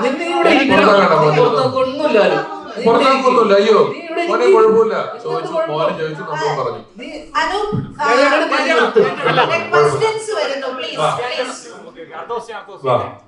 കുഴപ്പമില്ല. ഇത് കഴിഞ്ഞിട്ട് സംസാരിക്കാം. റൂം എടുത്ത് വരും ഞാൻ. റിയൽ ലൈഫിൽ നടന്ന സംഭവമാണ്. അതിൽ നടന്ന അതേ ക്യാരക്ടേഴ്സ് തന്നെയാണോ? മീൻ ആ ക്യാരക്ടർ തന്നെയാണോ സിനിമാറ്റിക് ആയിട്ട് എന്തെങ്കിലും എൻഹാൻസ് ചെയ്തിട്ടോ റൈറ്റിംഗ് വൈസ്? സിനിമാറ്റിക് ആയിട്ട് സ്വാഭാവികമായിട്ടും ചില സാധനങ്ങൾ എൻഹാൻസ് ചെയ്തിട്ടുണ്ട്. കാരണം ഞാനിപ്പം അതിന്റെ ഡയലോഗ്സും കാരണം എനിക്ക് ഈ ഇൻസിഡന്റ് മാത്രമേ അറിയുള്ളൂ. അപ്പം സ്വാഭാവികമായിട്ട് അന്ന് നടന്ന കാര്യങ്ങൾ, അവർക്കിടയിലുള്ള കോൺവെർസേഷൻ, ഡയലോഗ്സ് ഒന്നും നമുക്ക് കൃത്യമായിട്ടുള്ളൊരു ഐഡിയ ഇല്ല. അപ്പൊ ഈ ഇൻസിഡന്റ് അറിയാവുന്നതുകൊണ്ട് തന്നെ പിന്നെ പ്രത്യേകിച്ച് കാരണം ഇതിനെ നമുക്ക് രണ്ട് രീതിയിൽ ട്രീറ്റ് ചെയ്യാം. ഭയങ്കര റിയൽ സ്പേസിൽ ട്രീറ്റ് ചെയ്യാം. കാരണം നടന്നൊരു കഥയായതുകൊണ്ട് തന്നെ ഭയങ്കര റിയലിസ്റ്റിക് ആയിട്ട് ഭയങ്കര റിയൽ സ്പേസിൽ ട്രീറ്റ് ചെയ്യാം. നമ്മൾ വളരെ സിനിമാറ്റിക് ആയിട്ടും സറ്റാരിക്കലായിട്ടും കോമിക്കലും ആയിട്ടാണ് ട്രീറ്റ് ചെയ്തിട്ടുള്ളത്. വളരെ സീരിയസ് ആയിട്ടുള്ള വിഷയത്തിനെ പോലും അത് ആൾക്കാർക്ക് എന്റർടൈനിങ് ആവണമെങ്കിൽ കുറച്ച് തമാശ കലർത്തി പറഞ്ഞാൽ മാത്രമേ രസം ഉണ്ടാകുന്ന രീതിയിൽ ആണ് ഇതിനെ അവതരിപ്പിച്ചിട്ടുള്ളത്. അതുകൊണ്ട് സിനിമാറ്റിക് ആണ് ഒരു പരിധി വരെ. ധ്യാൻ ചേട്ടാ, ഇപ്പൊ ഒരു നല്ലോണം ഹ്യൂമർ കൈകാര്യം ചെയ്യുന്ന, അല്ലെങ്കിൽ ധ്യാൻ എന്ന് പറഞ്ഞ ആക്ടർ മലയാളികൾക്ക് ഇന്നും ഫേവറേറ്റ് തന്നെയാണ്. അതുകൊണ്ടാണ് ധ്യാൻ ചേട്ടൻ ഇത്ര കൂളായിട്ട് നിൽക്കുന്നത്, ഞങ്ങളോട് ഇടപെടുന്നത്. അത് ഞങ്ങള് അത് വിട്ടേക്കേട്ടാ. അപ്പൊ അപ്പൊ ഏത് കാര്യത്തിനും എടാ, നിനക്ക് എന്നോട് എന്തെങ്കിലും പ്രശ്നമുണ്ടോ? മോനെ ഇല്ല നീ ചോദ്യം ചോദിക്കരുത്, പ്രശ്നം കഴിഞ്ഞു. നിനക്കൊരു കാര്യം ഞാൻ മനസ്സിലാവും. ഇത്രയും സ്വാതന്ത്ര്യത്തിൽ നിനക്ക് ഒരാളോട് സംസാരിക്കാൻ പറ്റുന്നത് ഞാൻ ഈ ഇൻഡസ്ട്രിയിൽ ഞാൻ മാത്രമായിരിക്കും. എല്ലാത്തില്ലേ നീ ഫസ്റ്റ് ചോദ്യത്തിലല്ലേ എന്നെ പുറത്താക്കിയത്? നീ ഒരിക്കലും ഇവിടെ മോനെ ഇതിന്റെ മോനും മോന്റെ ജോലിയിൽ പഠിച്ചു വരികയാണ്, ഇത് അത് പഠിച്ചു വരുന്നു. അപ്പം ഈ ഭയങ്കര ഇങ്ങനത്തെ ക്വസ്റ്റ്യൻസ് ചോദിക്കല് വരുന്നതുകൊണ്ട് ഈ ജോലിയിൽ ഇതിന്റെ ഒരു ബിസിനസ് പരിപാടി ഇതൊക്കെ ഞാൻ നിനക്ക് വളരെ പേഴ്സണൽ ആയിട്ട് പറഞ്ഞുതരാം. ഇവിടെ പലർക്കും അത് അറിയാം, നിനക്കത് അറിയില്ല, അതാ പ്രശ്നം. ഓക്കെ, ഞാൻ പറഞ്ഞുതരാം പേഴ്സണൽ ആയിട്ട്. ധ്യാൻ ചേട്ടാ, അപ്പം ഒരുപാട് ഏറ്റവും പറഞ്ഞ സ്വന്തം സിനിമ പൊട്ടിയെന്ന് ഇവർ അഡ്മിറ്റ് ചെയ്യുന്നുണ്ടല്ലോ, അതൊരു വലിയ മനസ്സാണ്. ഞാൻ ചോദിച്ച പോയിട്ടതല്ലേ, സിനിമ പൊട്ടിയാല് പലരും അത് പൊട്ടിയില്ല, മറ്റേതാണ് വിജയമാണ്, അങ്ങനെയൊന്നും പറയുന്നില്ല. നമ്മളത് പൊട്ടി മോശമായി അഡ്മിറ്റ് ചെയ്തു. നിങ്ങൾക്ക് സിനിമ സീരിയസ് ആയിട്ട് കണ്ടൂടെ എന്ന് ചോദിക്കുമ്പോ ഞാൻ സിനിമ സീരിയസ് ആയിട്ട് കാണാത്തതല്ലോ, ഞാൻ വളരെ സീരിയസ് ആയിട്ട്. നീ ഒരാളെ മാത്രം സീരിയസ് ആയിട്ട് ഇട്ടിട്ട് എന്താ കാര്യം? പ്രൊഡ്യൂസർ കാണണ്ടേ? ഇതിന്റെ പ്രൊഡ്യൂസർ, ഡയറക്ടർ, ഇവരൊക്കെ സീരിയസ് ആയിട്ട്. നമ്മൾ ആക്ടേഴ്സ് എന്താണെന്നറിയാമോ? നമ്മൾ ടൂളാണ്. നമ്മൾ എന്നെ ഉപയോഗിച്ച് വർഷങ്ങൾക്ക് ശേഷം നമ്മൾ സിനിമ ചെയ്തു. അതിന് ഞാൻ അത്യാവശ്യം എനിക്ക് അഭിനയിച്ചിട്ടില്ലേ? ആ പടം ഓടിയില്ലേ? നല്ല അതിന്റെ പുറകിൽ ഒരു നല്ല സംവിധായകൻ ഉണ്ടായിരുന്നു, എഴുത്തുകാരുണ്ടായിരുന്നു. ഇതൊക്കെയാണ് അതിന്റെ അവിഭാജ്യ ഘടകം. എന്തൊക്കെയാ? എഴുത്ത്, നീ പറഞ്ഞ പോലെ നല്ല എഴുത്തുകാർ വേണം. ഇത് എന്റെ കോളല്ല, നമുക്ക് വരുന്നതേ ചെയ്യാൻ പറ്റുള്ളൂ. നിനക്കൊരു ജോലി, ഒരാൾ ജോലി ചെയ്ത് നമ്മൾ ഫ്രീലാൻസ് ചെയ്യുന്ന ആൾക്കാരാണ്. അപ്പൊ ഞാൻ എന്ത് ചെയ്യും? അവരുടെ ഗട്ട് ഫീലിങ്ങിനെ നമ്മൾ വിശ്വസിക്കും. കാരണം എല്ലാവരും ആദ്യ സിനിമ ചെയ്യാൻ വരുന്ന ആൾക്കാരാണ്. ഇതുപോലെ നിന്റെ പ്രായത്തിലുള്ള പഠിക്കുന്ന പിള്ളേര് ആദ്യ സിനിമ ചെയ്യാൻ വരുന്ന ആൾക്കാർ എൻ്റെ അടുത്ത് വന്നിട്ട് പറയുന്നു, ചേട്ടാ ഒന്ന് കൂടെ നിൽക്കണം. ഞാൻ ഇവരോടൊക്കെ പലപ്പോഴും പറഞ്ഞിട്ടുണ്ട്, ചിലപ്പോൾ ഓടില്ല. നമ്മൾ അവരെ കൺവിക്ഷനെ വിശ്വസിച്ച് നമ്മൾ സിനിമ അവർക്ക് ഡേറ്റ് കൊടുക്കും. അവർ ആത്മാർത്ഥമായി ശ്രമിക്കും, പൊട്ടിപ്പോകും. ഈ 150 പടം ഇറങ്ങുന്നില്ല. നമ്മളൊക്കെ വിദേശത്തൊക്കെ പ്രോഗ്രാമിന് മുമ്പ് ചില ആൾക്കാർ പരിചയപ്പെടും, ഒരു പടം ചെയ്യണമെന്ന് പറയും. ഇരുത്തി എങ്ങനെയാണ് സിനിമ തിയേറ്റർ എടുക്കുന്നത്, ഏത് സമയത്തെ ഷോകൾ നിങ്ങൾക്ക് കിട്ടും, നിങ്ങൾ പടം ചെയ്താൽ ഈ 9:30 രാവിലെ 8:30 ഷോ ഇട്ട ആൾ പോലും അറിയില്ല. എങ്ങനെയാണ് സ്ക്രീൻ എടുക്കുന്നത്, എങ്ങനെയാണ് ഇതിന്റെ ബിസിനസ്, നിങ്ങൾ ഇപ്പോൾ ഇത് ചെയ്താൽ നിങ്ങൾക്ക് നഷ്ടം വരുമെന്നൊക്കെ പറഞ്ഞ് കൃത്യമായി ക്ലാസ് എടുത്ത് വിട്ടവനും 2 മാസം കഴിയുമ്പോൾ ചെയ്തു കേട്ടോ പടമെന്ന് പറഞ്ഞ് നിൽക്കുന്നത് ഞാൻ കണ്ടിട്ടുണ്ട്. അത് ചിലർ ടൂർ പോകുന്ന പോലെ, ചിലർ അതൊരു അവർ വിദേശത്ത് പോയതും ഒക്കെ ചിലപ്പോൾ അല്ല എവിടെ ആയിക്കോട്ടെ, അവർ പൈസ ഉണ്ടാക്കുക, ഒരു പടം ചെയ്യുക എന്നുള്ള ആഗ്രഹത്തിന് പോയ ആളുകളാണ്. അവരതിന് വരുന്നു, അവരത് ചെയ്യുന്നു. ഇത് കിട്ടിയില്ലെന്നോർത്ത് ഇതോടുകൂടി അങ്ങനെ നശിച്ച് വഴിയാധാരമാകുന്ന പ്രൊഡ്യൂസർമാരൊന്നും അല്ല. നല്ല ആളുകൾ നല്ല അവരുടെ ഒരു ചെറിയൊരു എമൗണ്ട് വെച്ച് ചുമ്മാ ഒരു ആഗ്രഹപ്പടം ചെയ്യുന്നു. ആ ആഗ്രഹപ്പടത്തിന് അവൈലബിൾ ആകുന്ന ആക്ടർമാർ തപ്പുന്നു, അതിൽ കിട്ടുന്നു, ചെയ്യുന്നു. അത്രേ ഉള്ളൂ. നിന്നോട് ഒരു ദേഷ്യവും ഒരു % പോലും ഞങ്ങൾക്ക് ആർക്കും ഇല്ല. നീ അതിന്റെ പേരിൽ മനസ്സ് വേദനിക്കേണ്ട ആവശ്യമൊന്നുമില്ല. അങ്ങനെ കേട്ടോ, നിന്നെ പോലെ ആയിരുന്നു ഞാൻ. ധ്യാൻ ചേട്ടാ, അപ്പൊ ഒരുപാട് ധ്യാൻ ചേട്ടാ, അപ്പൊ ധ്യാൻ ചേട്ടാ ഒരുപാട് ചിത്രങ്ങൾ ഇറങ്ങുന്നുണ്ട്. അപ്പം ഈ പറഞ്ഞ കുറച്ച് മുമ്പേ ഒരു പോസ്റ്റ് വന്ന രമേശ് ചെന്നിത്തലയുടെ, കാരണം ഒരു കുട്ടികളുടെ ഇടയിലും യുവാക്കളുടെ ഇടയിലും വയലൻസ് ഉള്ള ചിത്രങ്ങൾ, ഡ്രഗ് ഉപയോഗിക്കുന്ന ചിത്രങ്ങൾ കൂടി വരുന്നതുകൊണ്ട് അത് ഇൻഫ്ലുവൻസ് ചെയ്യുന്നുണ്ട്. അപ്പൊ ശരിക്കും പറയാം, ഇതുപോലത്തെ ഹ്യൂമറുള്ള ഫാമിലി ഓറിയന്റഡ് ചിത്രങ്ങളല്ലേ ഇച്ചിലൂടെ തിയേറ്ററിൽ ഓടേണ്ടത്? എടാ, അത് ഇതെങ്ങനെ മാനസികമായിട്ട് ഇവരെ ഇൻഫ്ലുവൻസ് ചെയ്യുന്നത് ചോദിച്ചു കഴിഞ്ഞാൽ നമുക്കത് ഇത് പേഴ്സൺ ടു പേഴ്സൺ അല്ലേ. ഇപ്പൊ നമ്മൾ ഒരു സിനിമ മാർക്ക് കൊണ്ടിട്ട് നമ്മൾ ആരും പോയിട്ട് ഇതുപോലത്തെ കാര്യങ്ങൾ ചെയ്യില്ല. ഇത് ഡിപ്പെൻഡ്സ് ഓൺ അവരുടെ ചൈൽഡ്ഹുഡ്, അവരുടെ ഇത്തരത്തിലുള്ള അവരുടെ സ്കൂളിങ്, ഇതിനെയൊക്കെ അടിസ്ഥാനപരമായി ഇതൊക്കെ അപ്ബ്രിങ്ങിങ്ങിനനുസരിച്ചിരിക്കും. മനസ്സിലായില്ലേ? അവർക്കുണ്ടായിട്ടുള്ള ട്രോമകൾ അവരുടെ അനുസരിച്ചിരിക്കും. ഇതൊക്കെ സിനിമക്ക് ഒരു പരിധി കൂടുതലൊന്നും ഇൻഫ്ലുവൻസ് ചെയ്യാൻ പറ്റുന്ന എനിക്ക് തോന്നില്ല. ഇൻഫ്ലുവൻസ് ഉണ്ട്, ഇല്ല എന്നല്ല. പക്ഷെ അൾട്ടിമേറ്റ്ലി ആ വളർന്നു വരുന്ന ആ ചെറുപ്പക്കാരന്റെ അപ്ബ്രിങ്ങിങ്ങും കുട്ടിക്കാലം അല്ലെങ്കിൽ അയാളുടെ അഡോളസെന്റിൽ അയാൾ കാണുന്ന ചുറ്റുമുള്ള ആൾക്കാർ, അപ്പൊ എല്ലാ സാധനവും ഇൻഫ്ലുവൻസ് ചെയ്യും. സിനിമ മാത്രമല്ലല്ലോ, സൗഹൃദം ഇൻഫ്ലുവൻസ് ചെയ്യും, അയാളുടെ റിലേറ്റീവ്സ്, ഇതൊക്കെ ഇൻഫ്ലുവൻസ് ചെയ്യും. അപ്പൊ സിനിമേനെ മാത്രം നമുക്ക് അടിച്ച് ഈ സിനിമ കണ്ടതുകൊണ്ട് ഇയാൾ ഇങ്ങനെ ആയിപ്പോയി എന്ന് നമുക്ക് പറയാൻ പറ്റില്ല. ചുറ്റുപാട് നടക്കുന്ന പല കാര്യങ്ങളും ഇൻഫ്ലുവൻസ് ചെയ്യും. സിനിമയും ചിലപ്പോൾ ഇത്ര വയലന്റ് ആയിട്ടുള്ള സിനിമകൾ വരുന്ന സമയത്ത് അതും ഇൻഫ്ലുവൻസ് ചെയ്യാൻ സാധ്യതകളുണ്ട്. ഞാനൊരു കാര്യം പറഞ്ഞോട്ടെ. അതായത് ഒരു വലിയ കൊലപാതകം, ആ കൊലപാതകത്തിന് ശേഷം 2 വീട്ടുകാർ തമ്മിൽ വലിയ പ്രതികാരം, വർഷങ്ങളോളം പ്രതികാരം, തമ്മിൽ മിണ്ടൂല്ല എന്നൊക്കെയുള്ള കഥയാണ് ഗോഡ് ഫാദറിന്റെ യഥാർത്ഥ കഥ. എന്റെ ലക്ഷ്മി കൈകളിൽ കിടന്ന് പെടഞ്ഞു മരിച്ചു എന്നൊക്കെ പറയുന്നത് വെട്ടിക്കൊന്നതാണ്.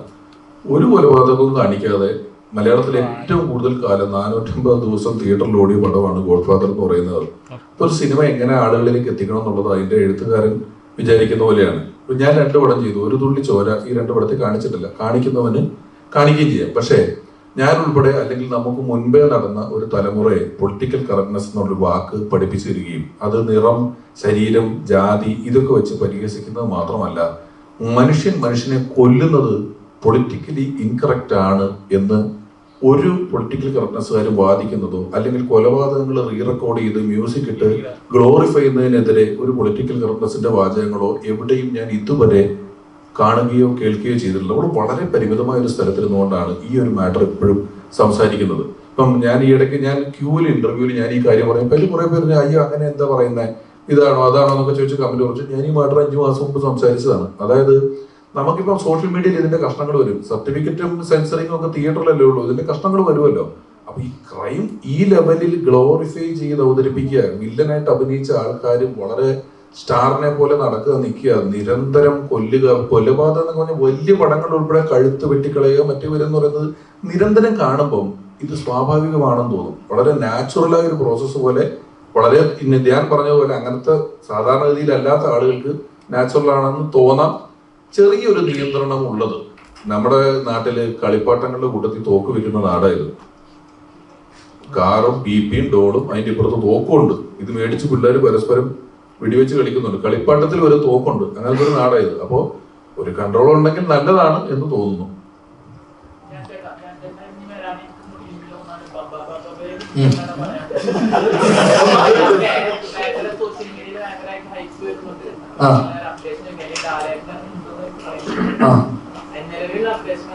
നിലവിൽ ഞാൻ വളരെ സീരിയസ് ആയിട്ട് ചെയ്തൊരു സിനിമയാണ്.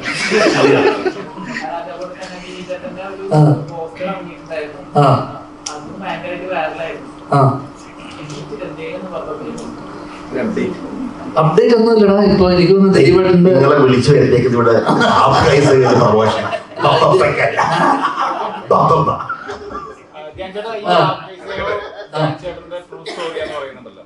ഏതാ ഈ സിനിമ ട്രൂ സ്റ്റോറി എന്ന് പറയുന്നത്?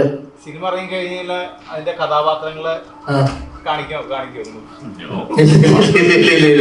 ഒരിക്കലും കാണിക്കാൻ പറ്റത്തില്ല. മഞ്ഞുമൽ ബോയ്സ് ഒക്കെ കണ്ട പോലെ ഒരു വീരസാഹസിക കൃത്യമൊന്നും അല്ല ഇവരുടെ കൂട്ടുകാർ ചെയ്തേക്കുന്നത്. അത്യാവശ്യം ട്രെയിലർ കണ്ടാലുള്ള സംഭവങ്ങൾ ചെറുങ്ങനെ മനസ്സിലായി കാണുമല്ലോ. അത്ര വീരസാഹസികതകളില്ല. അവന്മാര് ചിലപ്പോ പഞ്ചായത്ത് വിട്ട് പോവാൻ സാധ്യതയുണ്ട്. ഇവൻ അവരോട് പറഞ്ഞിട്ടില്ല നിങ്ങളുടെ കഥ എന്നുള്ളത്. അവര് ഫ്രഷ് ആയിട്ട് വന്ന് കാണുമ്പോ ഇത് ഇവന്റെയാന്ന് അറിഞ്ഞാൽ അവൻ പഞ്ചായത്ത് വിട്ട് പോകും. അതുപോലത്തെ കഥയാണ്. ഞാൻ ചേട്ടാ ബാച്ചിലർ പാർട്ടീസിൽ എന്തൊക്കെ നടക്കുന്ന നമുക്ക് ഏകദേശം ഒരു ഊഹമുണ്ട്. ചേട്ടന്റെ ബാച്ചിലർ പാർട്ടിയിൽ എന്തെങ്കിലും നടന്നു?